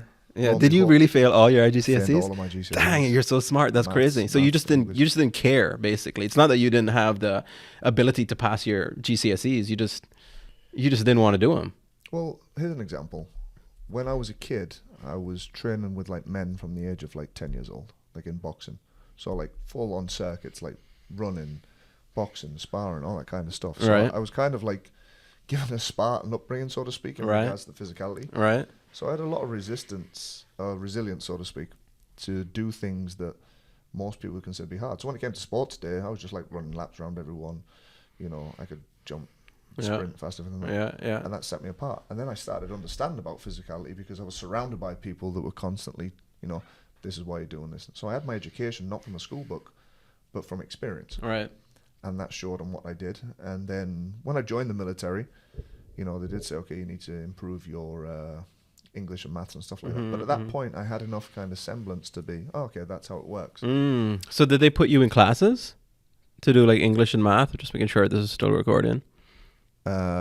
In the Navy? I'm interested in yeah, the, so in you the had to Navy. attend the course. So like I joined with no GCSEs, but I joined up because I was good at boxing Yeah. and I could. Yeah. Well, I was fit. That was pretty much it. So So did you ever get your GCSEs? I did, yeah. So how? So I did my GCSEs when I was in. So In- I in the Navy? Yeah, yeah. Ah, okay. Because to become a PTI, So how many GCSEs did you get? I got my maths, English, and what was the other one I got? I know I got maths Science. and English. No, it wasn't Was it science. Definitely wasn't science. Like some like a Uh, social science, history. Actually, no, I think it was just maths and English. Hmm. Yeah, so I got that, and then when I completed my as a PTI, which was a year and a half worth of like hell, you walked away with what was the equivalent of like a High school diploma. no, it was like a College. more like, yeah. So you were doing like a 4-year college like degree in the space of like a year because it was just compressed. Right. Right. But more than anything, you learn how to lead, not from like what was written in a book, Hmm. but from experience and stuff like that. So And there's people like on Did you see any combat at all? what's that? Did you see any combat at all? No, the worst I seen was we were on HMS Invincible in 2001, and Ooh. we sailed near Iraq at the time. I think it Uh-huh. was. We were just, and they'd fly some planes over, and then we were in the Iraq Mediterranean. would fly planes over. Well, basically, you have like on an aircraft carrier. Yeah. You have like the ship's company, Yeah. but like you have the planes on top that they would fly them strategically to like over Iraq. things like Sure. that. Okay. Yeah. So that was the closest I ever got. So What was happening at that time? Because like 9/11 happened that year. There was the big explosion of the one U.S. ship too in like Yemen. I think was it that yeah, year? there was the suicide bomber that went inside of it, the US ship. Yeah, It was like before 9/11, I think, as well. there was a period of like I think around 5 years when Al Qaeda and all that stuff was just, Yeah. it was just off the chart. To answer your question, no, I never really seen combat, got shot or anything like that. When I became a PTI, I was on board ship. I was on board bases a lot, teaching people. Huh. To bring home what I was saying though about like the education part is that, you know, the analogy, if you tell a fish that it's stupid because of its inability to climb a tree, it spends the rest of its life thinking it's dumb. Yeah, You know? I've heard so, that. So I think that there's people that are gravitate more towards academia, and there's people that have physical, and there's always different things. Do you ever see the film Man of Steel by Zack Snyder? I did not. All right, so it's about Superman, and they took a different spin on it. And what happened is that they had a nucleus, like a tree almost, where children were grown, and each of them was given a predetermined job and capability before they were even born. So some were warriors, some were academics, some were scholars, some were teachers, some were all that kind I of. like that. And I do believe that somewhere embedded in our DNA code Yeah. is that nature versus nurture. It's something that determines what we're interested in and what we're good at. Exactly that. Yeah, yeah. You're an INTJ. I still know what it means, but I'll go with It's it. Jungian analytical psychology. So it's based from Carl Jung, the Swedish or Swiss, Swiss psychologist. He's the one that talks about the shadow, yeah? Exactly. Yeah. It's an interesting read to go down that one for sure. Yeah. There's a lot there, but yeah, I think everyone is predisposed a certain way when even as a little kid you can see it in them. I think. I think that there's nature versus nurture. I think when you said to me earlier on about like what was my home life like, and to go back to what we said about the brain or the body, I think the body is a representation of how you view yourself and what your beliefs and things that are important to you are. You follow Elliot Hulse on Instagram? No, he's an idiot. Really? Okay, I don't follow him anymore. He used to be good. You're right. But then when he started like talking about like breathing through your balls and sunshine right. on your balls and all you know what's funny? I feel like everyone on internet has the same trajectory. Like the first few years they're good, and by the time they're like in their 5th or 6th year, they've changed or people are perceiving them differently. I feel like it's a very short lifespan. Anyway, he used to say that. He used to say the body is the mind. Yeah. I think those guys they have initially an idea and then they run out of things. There's only a finite amount of information. I agreed with that too. It gets boring. It's like the same thing over and over. If you look at a lot of influencers now, the good ones are still returning and doing the same things over and over again with different kind of ways to interpret it and the foundation, the fundamentals, like Jeff Cavalier on Athlean X, Greg Duquette. There's all these people that teach and train. Knees over toes guy. But they're not like saying, do this amazing new way of doing stuff. They're like, this is what works. Here's a different way to look at it if this didn't work before. So they're not marketing something that doesn't work. They're just saying the same thing but in a different way. Whereas a lot of influencers now, they're sensationalists. Jesus Christ, put my teeth back in. Right. They're being sensationalists to draw views in. Right. And it's like, okay, I'm going to do a dip. I'm going to do a dip with like a fucking sofa attached to my waist and things like that. Because it draws you in. And here's the thing. The average pubescent kind of teenage boy that's got access to YouTube is going to look at that and go to his mates and, oh, this is amazing. And then those three look on their phones and they're more drawn towards, what looks good rather than what actually is good. And that's the biggest aspect of fitness influencers is that they run out of things to say that are actually have quality behind them. Mm-hmm. And instead they fluff it up with, loads of like bullshit stuff. Yeah. It's to draw views. Attention is a currency now. Yeah, it's all about brand and awareness and like we want attention and then we fear rejection. It's quite bizarre. I feel like it's a big mirror. The internet's a big mirror and we're projecting ourselves up there and we're scared about that and yeah, it's a lot. I'm not gonna lie. Like even with the podcast, I'm like. It's the same thing. Like I love to because I love talking to you. Every time, this is the conversation we have anyway, right? And then it's like, but this is what I love doing. But I'm like, okay, if I put this out there, people are going to talk shit about me. And it's like, so there's always that. I love it, but then like I'm nervous about it. And it's like, it's a constant battle. It's the worst. I used to be, a long time ago, I think when you're in the military, you have to fit in because if you don't, you can't be like, a person that stands out in the military. You just get pulled down very, very quickly. Right. There's no room for extrovertness and things like that. There's an allowance to a certain degree. Yeah. I think an INTJ is perfect for the military. But you stick your head too far over the parapet, you get shot. Yeah. And I feel that to a certain degree, because Cayman's so small, it's not that it's any different to the rest of the world, but it's more amplified or magnified any behaviors or things like that because of word of mouth travels so quickly. So I do find that your reputation in Cayman is kind of currency to a certain degree. But it's also to look at it from the aspect is that if there's a number 6 between me and you now, to you it looks like a 9, to me it looks like a 6, even though it is what it is. So it depends which side of everything you stood on. I think that when I was first in Cayman, you're so worried about making a good impression and starting your business and things that you worry about what everyone thinks. And then you realise that no one's really thinking about you. That happens. And then even more importantly, further than that, is that if people are talking bad about you, then what kind of people is it that's talking? Because some of the best people I know on this island have been rubbed up the wrong way, upset, pissed off, things like that. And they just went, okay, that's, I don't need to associate with that person. They're not the kind of people that be like, yeah, talking that. So you have to look at, I would never take advice or commentary from someone that was in a position I don't want to be in. And I find that there's a lot of, anywhere in the world, but obviously where we live, we know of, Yeah. is that there's certain publications and certain journalists and things that will pull the Voldemort. Sensationalize Yeah. but you know, that's part of the It's reason. drawing drama. That's what it is. It's attention is a currency. But I think it's a different type of attention. It is an internet, social media attention, and that's kind of why I was interested in starting the podcast, because you can. I think like in Cayman it's amplified, but I think when it's neutralized is when you're talking to people face to face. So like the two people who have like a problem online in Cayman, when they meet, there's far more camaraderie and respect. Because communication. If you think about like communication pie, like it's 100%. Yeah, I know where you're going with this. 55% is physicality. Oh, you're giving me a percentage now. 38% is tonality.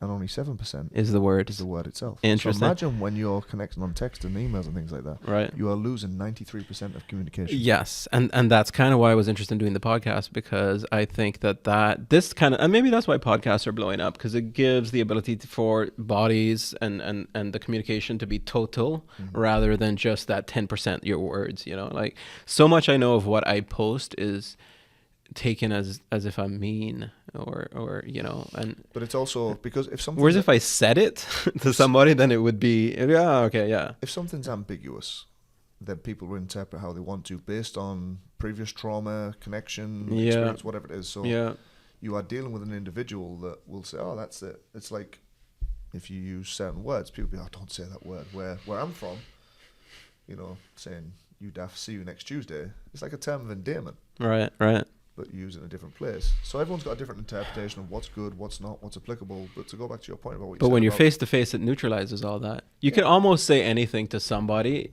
in the right way. You know, it's so we're playing getting closer and closer. No, I like it. I not too much. I to hit your point about what you said about you worry about what people think, but you're still gonna do it anyway. Do you know why? Because you know the end result is that it can actually help and affect. Yeah.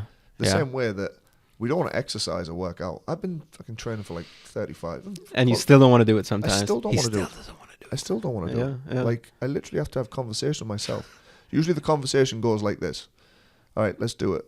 No, well, you're getting older now. You need to focus on your rest. You know, put your pipe and like very persuasive. Like that's a point. Actually, I need to think about that. And then there's the other, like the other part of my brain that's like, oh well, you know, if you don't, you're not setting a very good example to the kids that you're supposed to be training.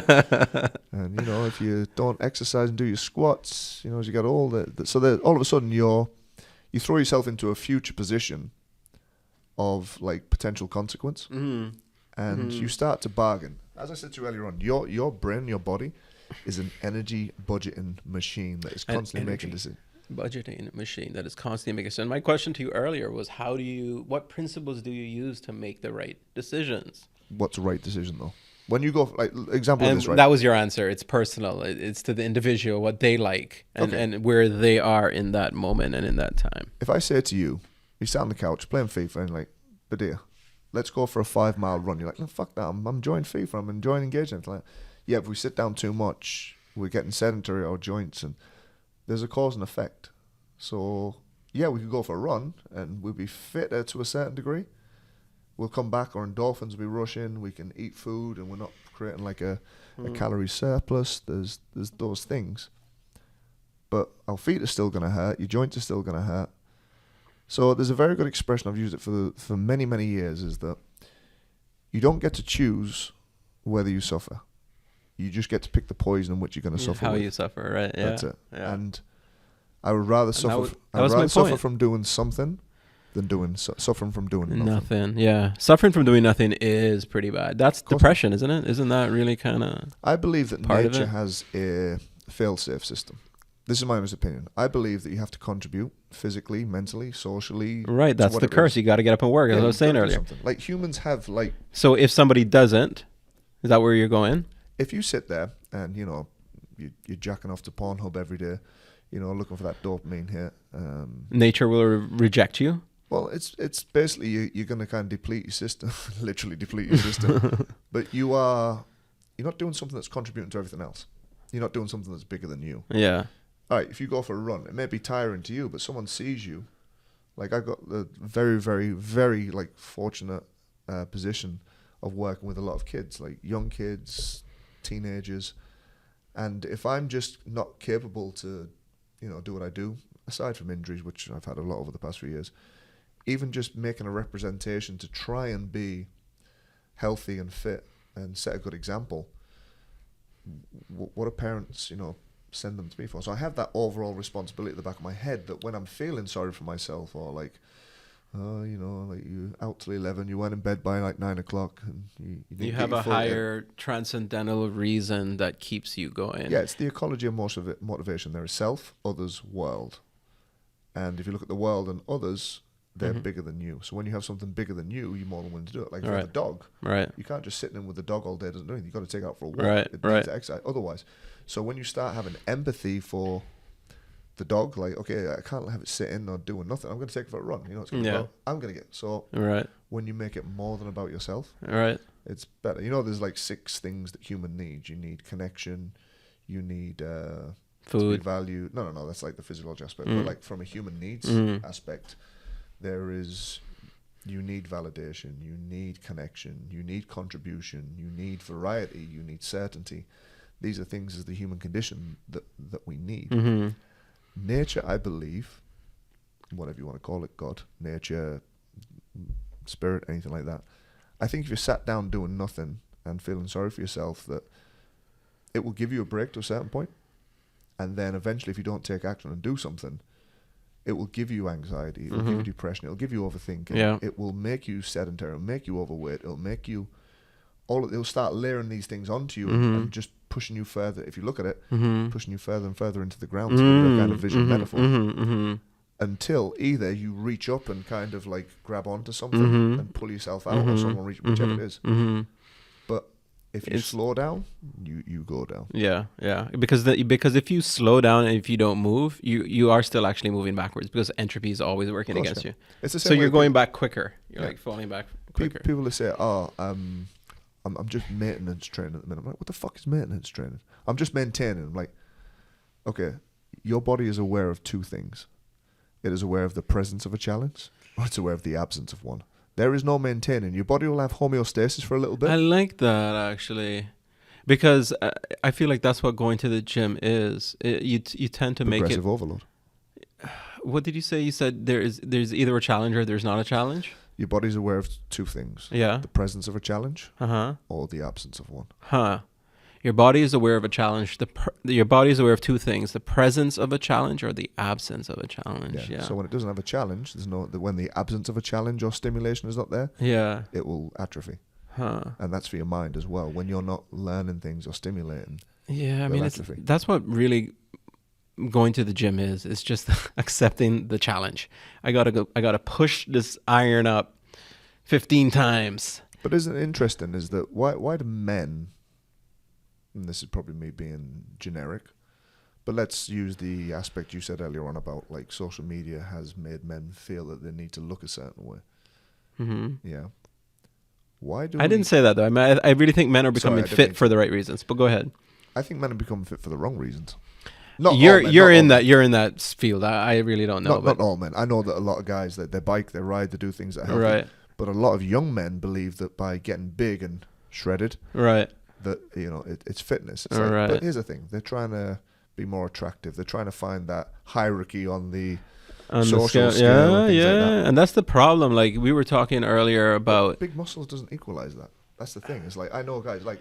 Let's look at. Thank women for that, right? They have their own criteria, and it's not what we usually think that it is. It's not to say that like, it's not good, or I'd rather people were doing something than nothing. A little bit of something is better than a big nothing. Right. But I think when you start doing things for the wrong reasons, and it becomes your identity, it can have mental health aspects. For sure. Like a lot of people, they start developing like body dysmorphia, which is rampant. Right. In today's world. Right. Because they're comparing themselves to this person or that person they see on Instagram. Right.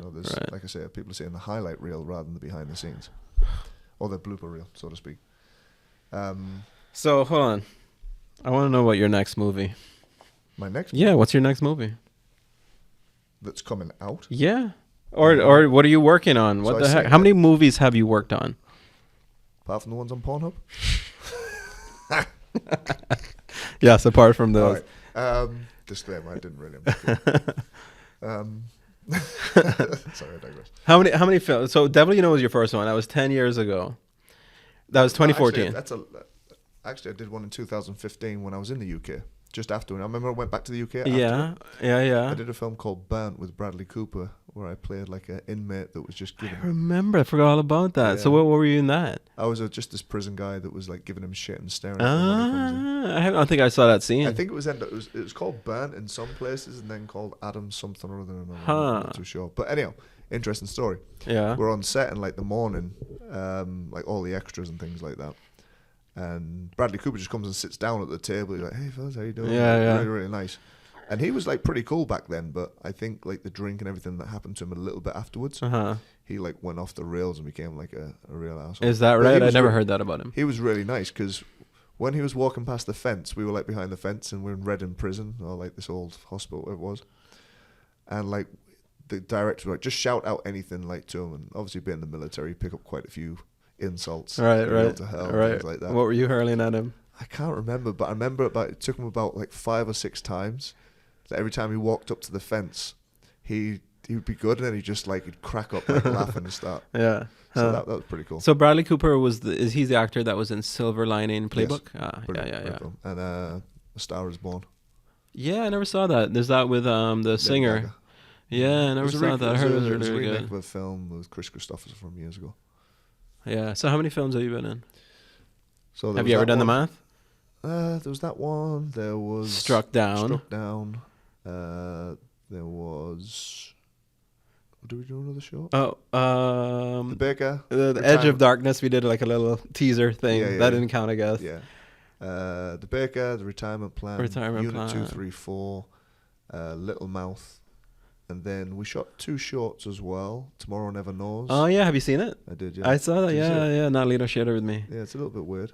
I liked it. Yeah, it's different. Yeah. And then there was another one that Owen Brown did. Tim Brown's yeah, son. that hasn't been released yet, has it? No. And Jake. That's right. That's right. Yeah. And Julia's in that one. You see, you know what I think? Did they release that one? No. I think that's that right there. And I'm not trying to pick on them, but I think I've seen this happen with other films as well. People aren't happy with the outcome, so they never finish it. Yeah. And again, this is what we were talking about earlier. There was making the film and then the judgment aspect that comes for it and not being happy with it. And then it's like, so what are you supposed to do? Are you literal question. This is sometimes a question I ask myself. Are you supposed to release the project even though you know it's trash and you don't want to be associated with it? Well, I think when you have... Not saying that that's the reason for that movie, but... I think if you can justify the cost involved, like let's say, for instance, you shot it in like a night and it was just something a bit of fun and, okay, it didn't work out you wanted to, it's fine. But if you've put like $15 million into a movie... you don't have a choice at that point, yeah. And, I think that... Oh, shit. There's been aspects where... I don't know. Let's say, for instance, something like the Marvels film that just came out. They put like $250 million into a very woke film. Right. That was, I don't know, and I love the Marvel Cinematic Universe. I don't know what they were trying to achieve by showcasing 3 characters that are not like top tier Captain America, Iron Man, things like that. Mm-hmm. And I do believe that a lot of people that work in the higher echelons of those companies listen to the drum beats of what's online and like, okay, well, I've got to appease to this person and that. Mm-hmm. And they say from the down, okay, this is what we've got to make because these people, we want to get them on board. And it's like, there's no recipe for success, but the one recipe for failure is by trying to please everyone. And I think that's what they're trying to do with things. Yeah. And people nowadays, the loyal people that initially were like, okay, yeah, I get it, we'll include this and do this and things like that and make it more, overall inclusive, which I'm all for. But once you get to the point where the people that stuck with it are still on the sidelines, like, all right, well, who are we making movies for now? Yeah. That's when there's this kind of like little bit of discrepancy now where Disney's losing billions.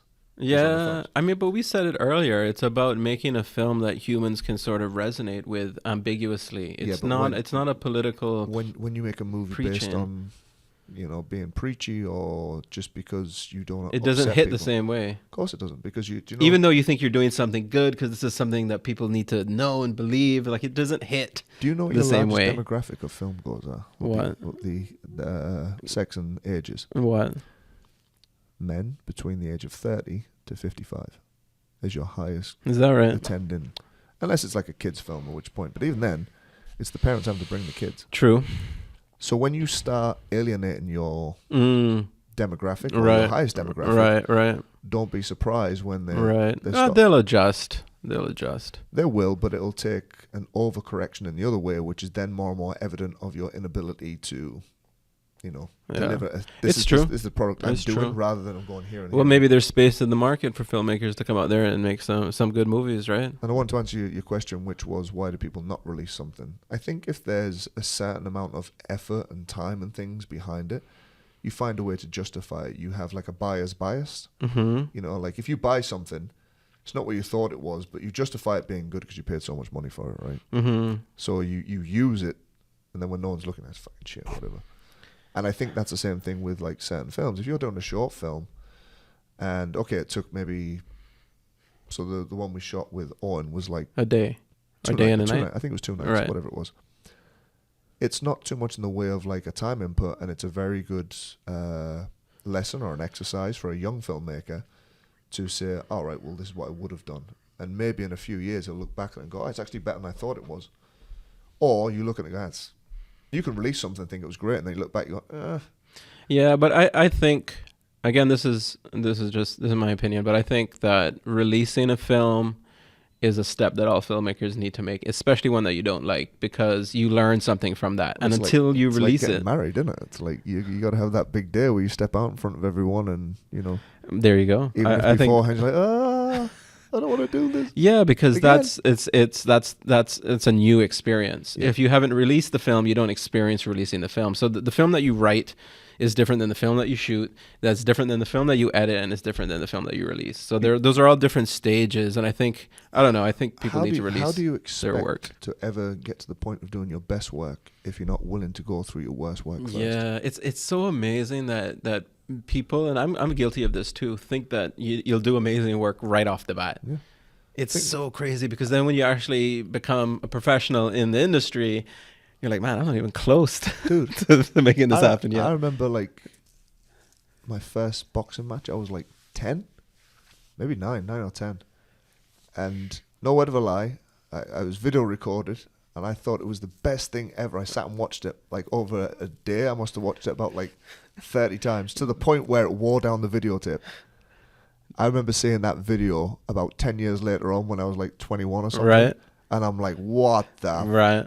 Right. Do you know, you only know what you know. Yeah. But if you're not willing to do that and mess up, then how do you ever expect? And that's the thing. Is like we go back to what we said before about the judgmental aspect of, well, let's say, for instance, you do release a film, and the people that see it are like, that was good effort. I don't know much about film, but I enjoyed it. All right. But, you take that to like LA or something like that and watch it, and people just sort of like, oh, it's a mate. Yeah. So Yeah. you've also got to say, well, who's your audience? Because the people that like it are going to like it. Your mum and dad and whatever are going to think it's the best thing since sliced bread. All right. All right. Because it's you. There's a bias towards it. Right. So then it comes down to the question is, well, whose opinion do you value? Mm-hmm. There's so many people with an opinion. Like, for me, anyone that comments on like a YouTube video, I'm not going to be like taking their like opinion very. Right. And it comes down to the aspect again of, I only take advice or opinion from people who are in a position better than me, Right. or who are in a position I want to be at. Right. Outside of that, like what, and it's difficult because we have that threat system, which is like designed to like Keep delete us- all threats and keep us safe. Right. So if you Right. imagine how you look on something, you're reading all these things, you think, I'm going to get kicked. Although you don't think it, you're like, I'm going to get kicked out of the tribe. I Yeah. don't belong. But eventually, I think that's what progresses civilization. Those people that go outside the tribe, that fly to the moon, that course, cross yeah. the Atlantic. And so, how many movies have you done? 5. Burnt. Struck Down, I suppose, and devil knows. 4 short films and then 4 feature films. So you were 4 feature films. So you were in The Baker with Ron Perlman. Yep. What was the biggest difference between Ron Perlman and Nicolas Cage? I know you talked to Ron a lot. Ron, as you see Ron Perlman on film is Ron Perlman Right. off screen. Right. I get what you're saying. You're not saying that he can't act. Yeah, Nicolas Cage is kind of like, I think Nicolas Cage on screen Uh-huh. is Nicolas Cage. But that's the same thing then. No, Nicolas Cage away from it is kind of like someone trying to be a human. He's just not. He's fantastic, don't he? He was lovely, spent time with everything like that. But you can see that he thrives being on set and being in a moment, everything like that. It's like when he has to be Nicolas Cage, he's kind of like waiting to get back to be someone else. So Well, think about... He was lovely though. Like I spent like 3 days with him. And he was awesome. But that's interesting that you say that, because his situation is so different in that he's such a megastar, right? You see like how all of our lives are amplified. Like, do you think then that someone like Nicolas Cage experiences that 10 times as much as the normal individual? Because like, I think there's so many movies with his face on there that people know and people think they know him, and like, so that's surely got to be a lot to deal with. I think you either desensitize it or you normalize it. One of those two. Excuse me. There's people that like can't speak into an empty room like with 2 people in it, but there's people that can go out and like fight in front of like 50,000. Yeah. I think there's an acclimatization period that you go through bit by bit. Like, not all boxers start off fighting in front of like 50,000 people. Yeah. It's like maybe a sports hall or sparring. And then there's this kind of like the drug of adrenaline and things like that will kind of annihilate any, fears or apprehensions you may have. And I think for someone like Nicolas Cage, the stratospheric levels of fame he's reached is that he has a choice to either sink or swim. Or he just has something in his brain that he doesn't see the world or interpret things the same way as everyone else does. And I would say, based on looking at his work and how he thinks, it's more to do with the latter. But he was really, really nice. So you were in the Baker and the Retirement Plan? Yeah. Were those the only 2 that we filmed here in Cayman? No, Unit 234 as well. Ah, that's right. What were you in Unit 234? Remind me. I got to shoot Don Johnson. You got to shoot Don. That's right. You were one of the detectives. I was, yeah. Ah, how and cool. Yeah, I was happy for you on that one, right? Yeah, and then... Because you showed up at the house to speak to somebody. No, you're thinking of Little Mouth. Oh, you were in Little Mouth as well. Unit 234 was a cop that shoots... Oh, okay, yes. I do remember you in Unit 234. Yeah, you were in a cop. So you were in the car. You were like, me in the car. Yeah. Okay, so that's that was right. a very, very small part. I mean, like, there was no huge parts, but... So you got to shoot Don Johnson, huh? I did. Are we spoiling them in that movie? I think... Let's I move think ahead. I was the only person that wanted to shoot him on that. I think he liked Cayman from what I heard. Just whether Cayman liked him or not is a different matter altogether. We like you, Don. Come back. Let's do some more movies. But then... Little Mouth, you were the detective. No, I was the NSA agent. You're an NSA agent, okay. So, yeah. But do you know, across that whole board, when you look at the amount of people that are here and like the experience you had like Ernie Hudson, Elias Cordes, Ron Perlman... I had no idea Elias was... He was the guy in The Sopranos with that episode where they confront Christopher. Yep. Yeah, he was the guy. He was the mediator. And I didn't realize that until after he left. I was like, ah! He was... That's such a cool scene. I was obsessed with Teenage Mutant Ninja Turtles. Well, he was in that? He was in the movie as Casey Jones. Okay. But he also, his body of work is fantastic. Like Shutter Island, Fallen. He was in Shutter Island. Wow. What was he in Shutter Island? He played like the pyromaniac guy with the names. And then he was in The Thin Red Line.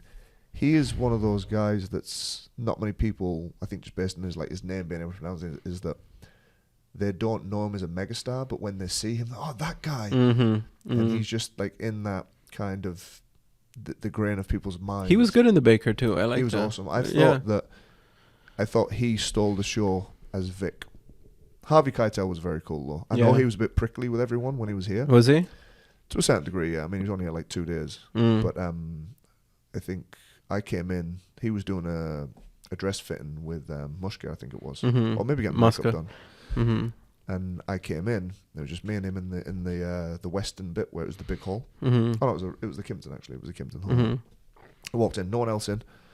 Literally gets out of his chair, pair of like white pants, like nothing else on, and he walks over and goes, "Hey, I'm Harvey." I'm like, I know who you are. Like, I assure you. So I then proceed to like fanboy and reel off all his films from Mean Streets. Right. And he's like, "You're the military guy, right?" And I'm like, "Yeah, I was in the Royal Navy for 12 years." He's like, "Semper Fi." And he was a he was a U.S. Marine. Oh, is that right? Yeah, he served in Vietnam and stuff like cool, so, cool. He served in Vietnam? I think so. Harvey Keitel. He then proceeded to tell me stories about like being on set with Bob De Niro, as he called him, and Scorsese, and all this like encyclopedic knowledge of like the different films, and like, you got any questions or anything? He's like really, really lovely. But then in like other aspects, he was, you know, on set he wasn't the nicest of people, but I think he maybe been in the moment. Hmm. But that experience still to this day seems ethereal. Like, it doesn't seem like it happened.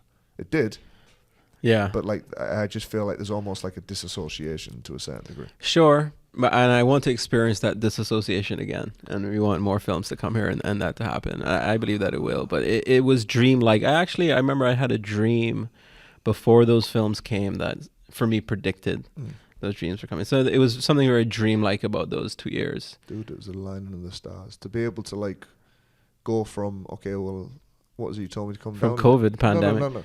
Well, do you remember you told me like you were just on my case, like you got to get down here. We need more people for like extras, and I'm like, I'm not coming down. I'm working. Like, just get your ass down here. Like, you messaged me and called me, and so I came down. What was this for the baker? You mean? Yeah. Okay. Yeah. And it was the EMT and something like blood pressure, this over that. You did good as the EMT. It was one line, and then You were the best. No, you were the best EMT, but- and I knew exactly but what was going to happen. Nicholas I wasn't Tabrak- even yeah. Nicholas Tabrak and Yeah, Jonathan just looked yeah. at me. They're like, went, okay, that's good. We And need then you they- for something else they than just the went- EMT. What else can you do? And I'm like, I don't know. Do you know any accents or anything like that? And I don't know why. I just turned around and said something in Russian. Do you remember? Yeah. And they were like, can you fight? And I'm like, well, these days mainly sleep and injuries. But What was your character name again? Circle. Circle? Yeah. Yeah. I told you this last time we talked, but when I read that script, I was like, Ronnie, this is Ronnie. And it was just a matter of getting you there. And you didn't want to try out for Circle because that's how you are. You're like, no. I didn't wanna I'm try not out. an actor. I didn't I'm wanna going to try try out for the EMT. I'm like, fine. Because No. I knew as I soon as said you to got you- there, they would pick you for Circle. I knew it. I So I was like, fine, come for the freaking EMT. And then you came, and then sure enough, you're I like, only no, that's came because obviously you said, "Oh, you're Circle." short on fucking people." I'm like, "All right, I'll come Lies. with it." Nah, I was there, We But, casted all day, but I'm glad you came because the rest is history. and I mean, don't get me wrong. It was an amazing experience. It was fun. It was hard work, you know, working with Vincent and those boys. That you know, but you do realize the big difference between people that can act and do roles and things like that compared to what you can do. I mean, the physicality part for me was easy, because, Right. You know, that's What you beaten do? up. Yeah, pretty much. But the nuances and the moments and the little kind of things that you see, Ron, Elias, Elias, even Samantha, all those guys, it's just the next level. And you think to yourself, well, how long would it take to get to that? Or so, as much as it was a wonderful moment, and I would love to do something again in the future, it's not something I'm pursuing simply because I couldn't live that lifestyle of, okay, when's my next fucking meal ticket coming in? Sure, Like, the but stress you see those actors under to get from one job to another and things like that. sure. I've got such admiration for them, like just the level. Sure, but I've heard Scorsese say that don't look at yourself as a filmmaker. Look at yourself as you have a job and you get to make films every now and then. And that's pretty much how it's been for me. And I think that's how it's been for you. And I think that's fine. Let's keep it that way. Definitely you haven't done your last film by a long shot. And I think see. you can get there on their level. I'm hoping that because there was about a year and a half ago that they publicised that they were going to shoot that film, The Bluff, here as well, weren't Yeah, The Bluff. Who wrote that one? they? You? Are you joking? No, I thought you meant like you inside that you were helping with it. No, I haven't. Oh, it's Frankie. Yeah. Yeah. Yeah. So exactly. That's So still. I know, having chatted to him very briefly about stuff that they're now back into. Hey, kind of, you were in the Royal Navy. I mean, I'm assuming that there's Navy militants in this movie, I was, The I Bluff. was in the Navy about like So in other words, 200 years later. Yeah, sure, don't think but it'd be quite the same. no, Not too no, sure no. they had like tattoos all over their arms back in the 1800s. Did you either. sail at all? Was sailing a thing? I did, You yeah. did. You sailed without. So how was that? So when you first join up, you know, you learn your aquatic stuff, like how to swim, how to like survive in things like if a boat tips over, you know, there's lots Right. of different things you do in Right. an emergency. Right. And then you'll do like short courses in places where sometimes it's like sailing, abseiling. You get to do a lot of what they call adventure. What's the biggest boat that you sailed on? I got to sail like a catamaran once on Portsmouth. This is like 2002, so like 21 years ago now. Jesus Christ. So I could rope you in for Far Tortuga. Rope, is that a Yeah, naval term? and there Is it you proper? go. There you go. I don't know. We need somebody with that experience. I think I'm interested in things from a creative side, and like there are fantastic stories that you can tell. I find, and forgive me for being, if it seems derogatory or discriminatory against things, I believe that film, music, and art does more to change and shape the world than law, religion, and politics does, to a certain degree. Simply because Probably. people, they don't sit down to watch the Legislative Assembly or the House of Parliament get Yeah. together. Yeah. You know, they'll watch a movie and they'll... The president rarely affects somebody's life, like someone's individual's life, you know.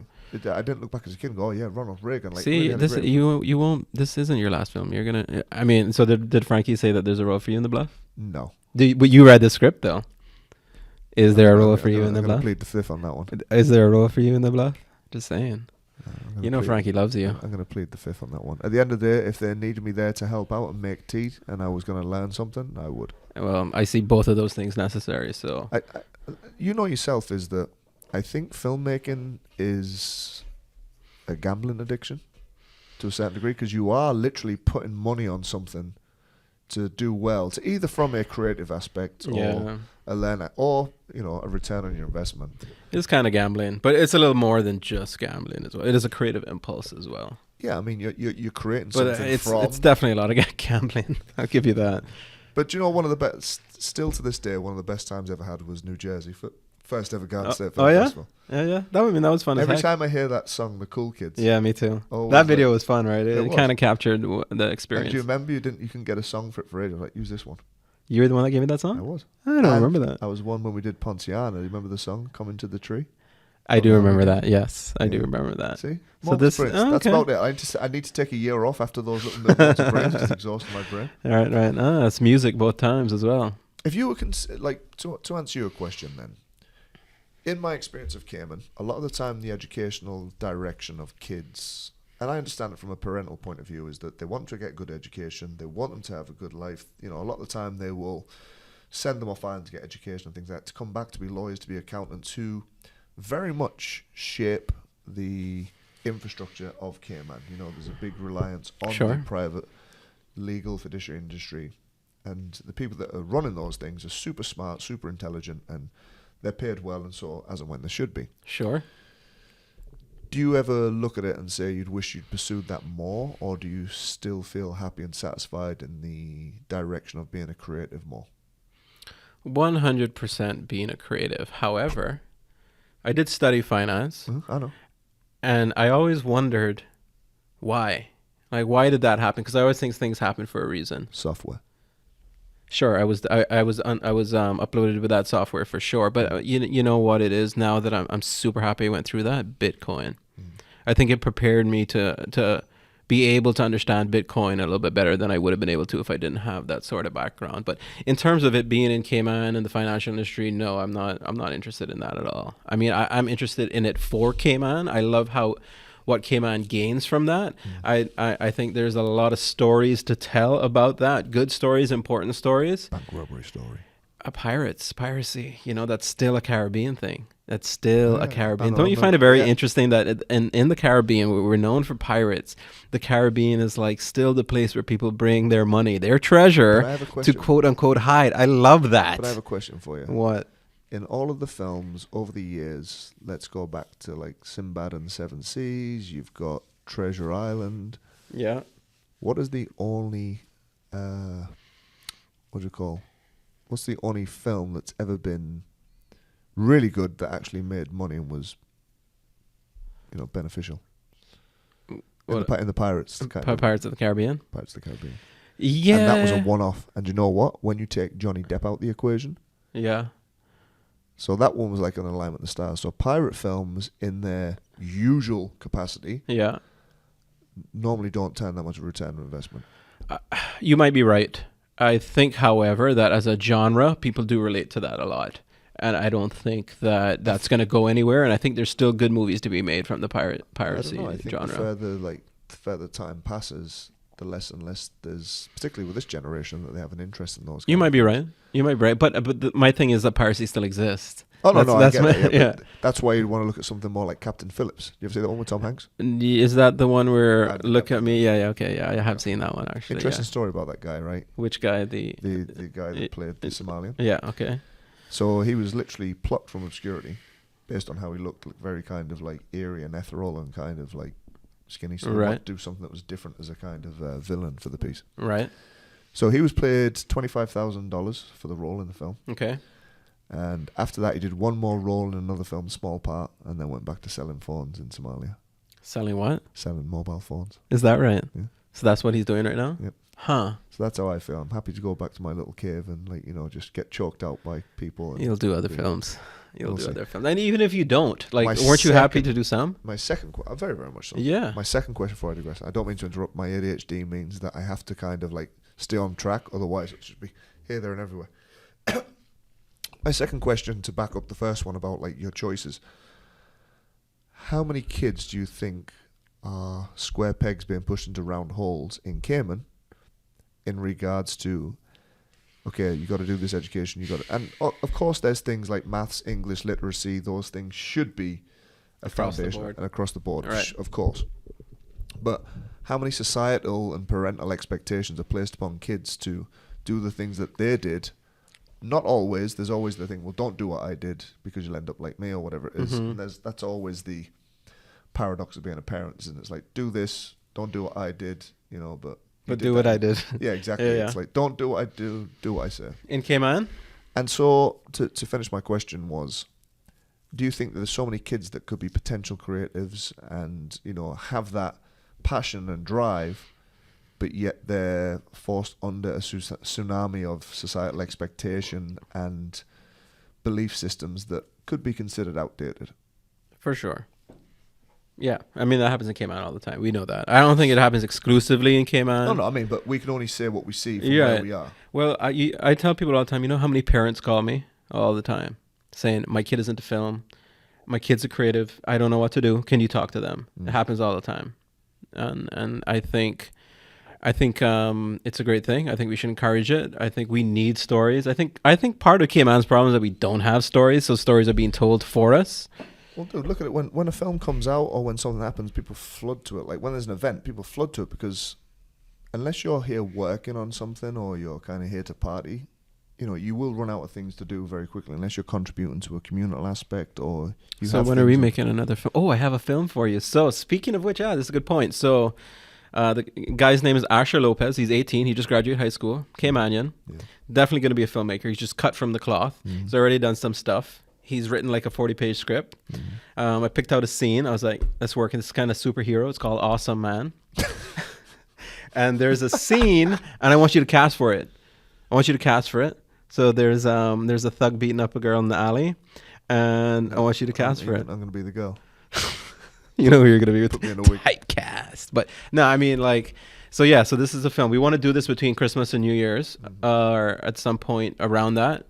So I'm gonna bring you in for a casting. About that. I don't want to like put my name down on something and then like be later on. This is what's gonna. But there's my point. Young Caymanian, Asher Lopez, making films. Like, you know, it happens. It's exciting. Like we need to encourage this. Like, Cayman is a tricky thing because like 90% of Cayman is financial services, but not 99% of kids are interested in financial services. Exactly that, and that's, you know. Like So I we said, do need expatriates, but then it really, I guess, is about figuring out what the Caymanian kids need. Where do they go? We need to be able to sort of finesse them in the right direction, and hopefully, you know, not all of them leave Cayman, and that there's opportunities here, right? I mean, easier said than done. I get it, but like we say, the human condition. You need certainty. You need variety. You need contribution. You need value. You need to be seen, heard, appreciated. There's so many things that if you're not getting it, of course you're going to go elsewhere. And Yeah, so it's understandable that's true, that huh? like if a kid doesn't want to be, you know, remember Josh Pearl went off Ireland for, you know, he was Yeah, like, but big on there, his yeah. music and everything. Yeah, He went yeah. off and he wanted to kind of like yeah, explore things, and he did well. yeah. You know, he came back and everything like that, but at least he tried something and learned some valuable experience. Yeah, I mean, a lot of people leave, and I mean, I think that's part of the journey. I was getting ready to leave before COVID, Yeah, I know, I remember. and now I'm here. Cayman, do you remember see the film Elysium? Remember the one where you got the spin? I don't know why I even ask these things anymore, to be honest with you. Heck, you know. It's like being a Elysium, football. It's like being a football manager. You never watched a game of football. It's telling stories, baby. I've read a ton of scripts. And what was I saying before? You're writing a film. No, Elysium. Elysium, yeah. So during the pandemic, Cayman was like Elysium. It was that place, like in the movie Elysium, there's like a space station Okay. where everyone lives. The people that there's no disease, there's no nothing. Everyone's good, Okay. and everyone's down on Earth just like suffering. And fucking dying. All right. So I felt that like during COVID, that like it was Elysium. It was very much a place where you could go and like everything was okay. Harry came out. Yeah. Yeah. I'd like, believe it or not, I really. Well, sorry. That's why we did this film. I enjoyed the pandemic for a point where I needed a break because my body was just physically broken, which still is to a certain degree. But after many years of kind of just like pure abuse and that, an enforced break was pretty good for me, even though we exercise and whatnot. I loved beating you in FIFA during COVID. That was a lot of fun. Yeah, I remember that when we were like hooking up. That was fun playing a lot of FIFA hooking during up COVID. The internet, not hooking up on the internet to play FIFA. Let me just clarify that. Yeah, for I mean, like listening. literally at home during the pandemic playing FIFA against each other. Thank God, those are some fun times. And I remember just like, when we got access to our pension and we were able to like kind of buy stuff, and like I invested in the gym and took it as a kind of productive time. But I actually enjoyed the pandemic to a certain degree. Me too. I went through phases. There was a moment where I was like, I'm done with this now. But I definitely had a moment where like, this is pretty cool. But don't we go through those days every day? Yeah. Live to fight another day. Like today. Yeah. I think I'm going to end it on that note. This was awesome. Thanks for joining on the first In Move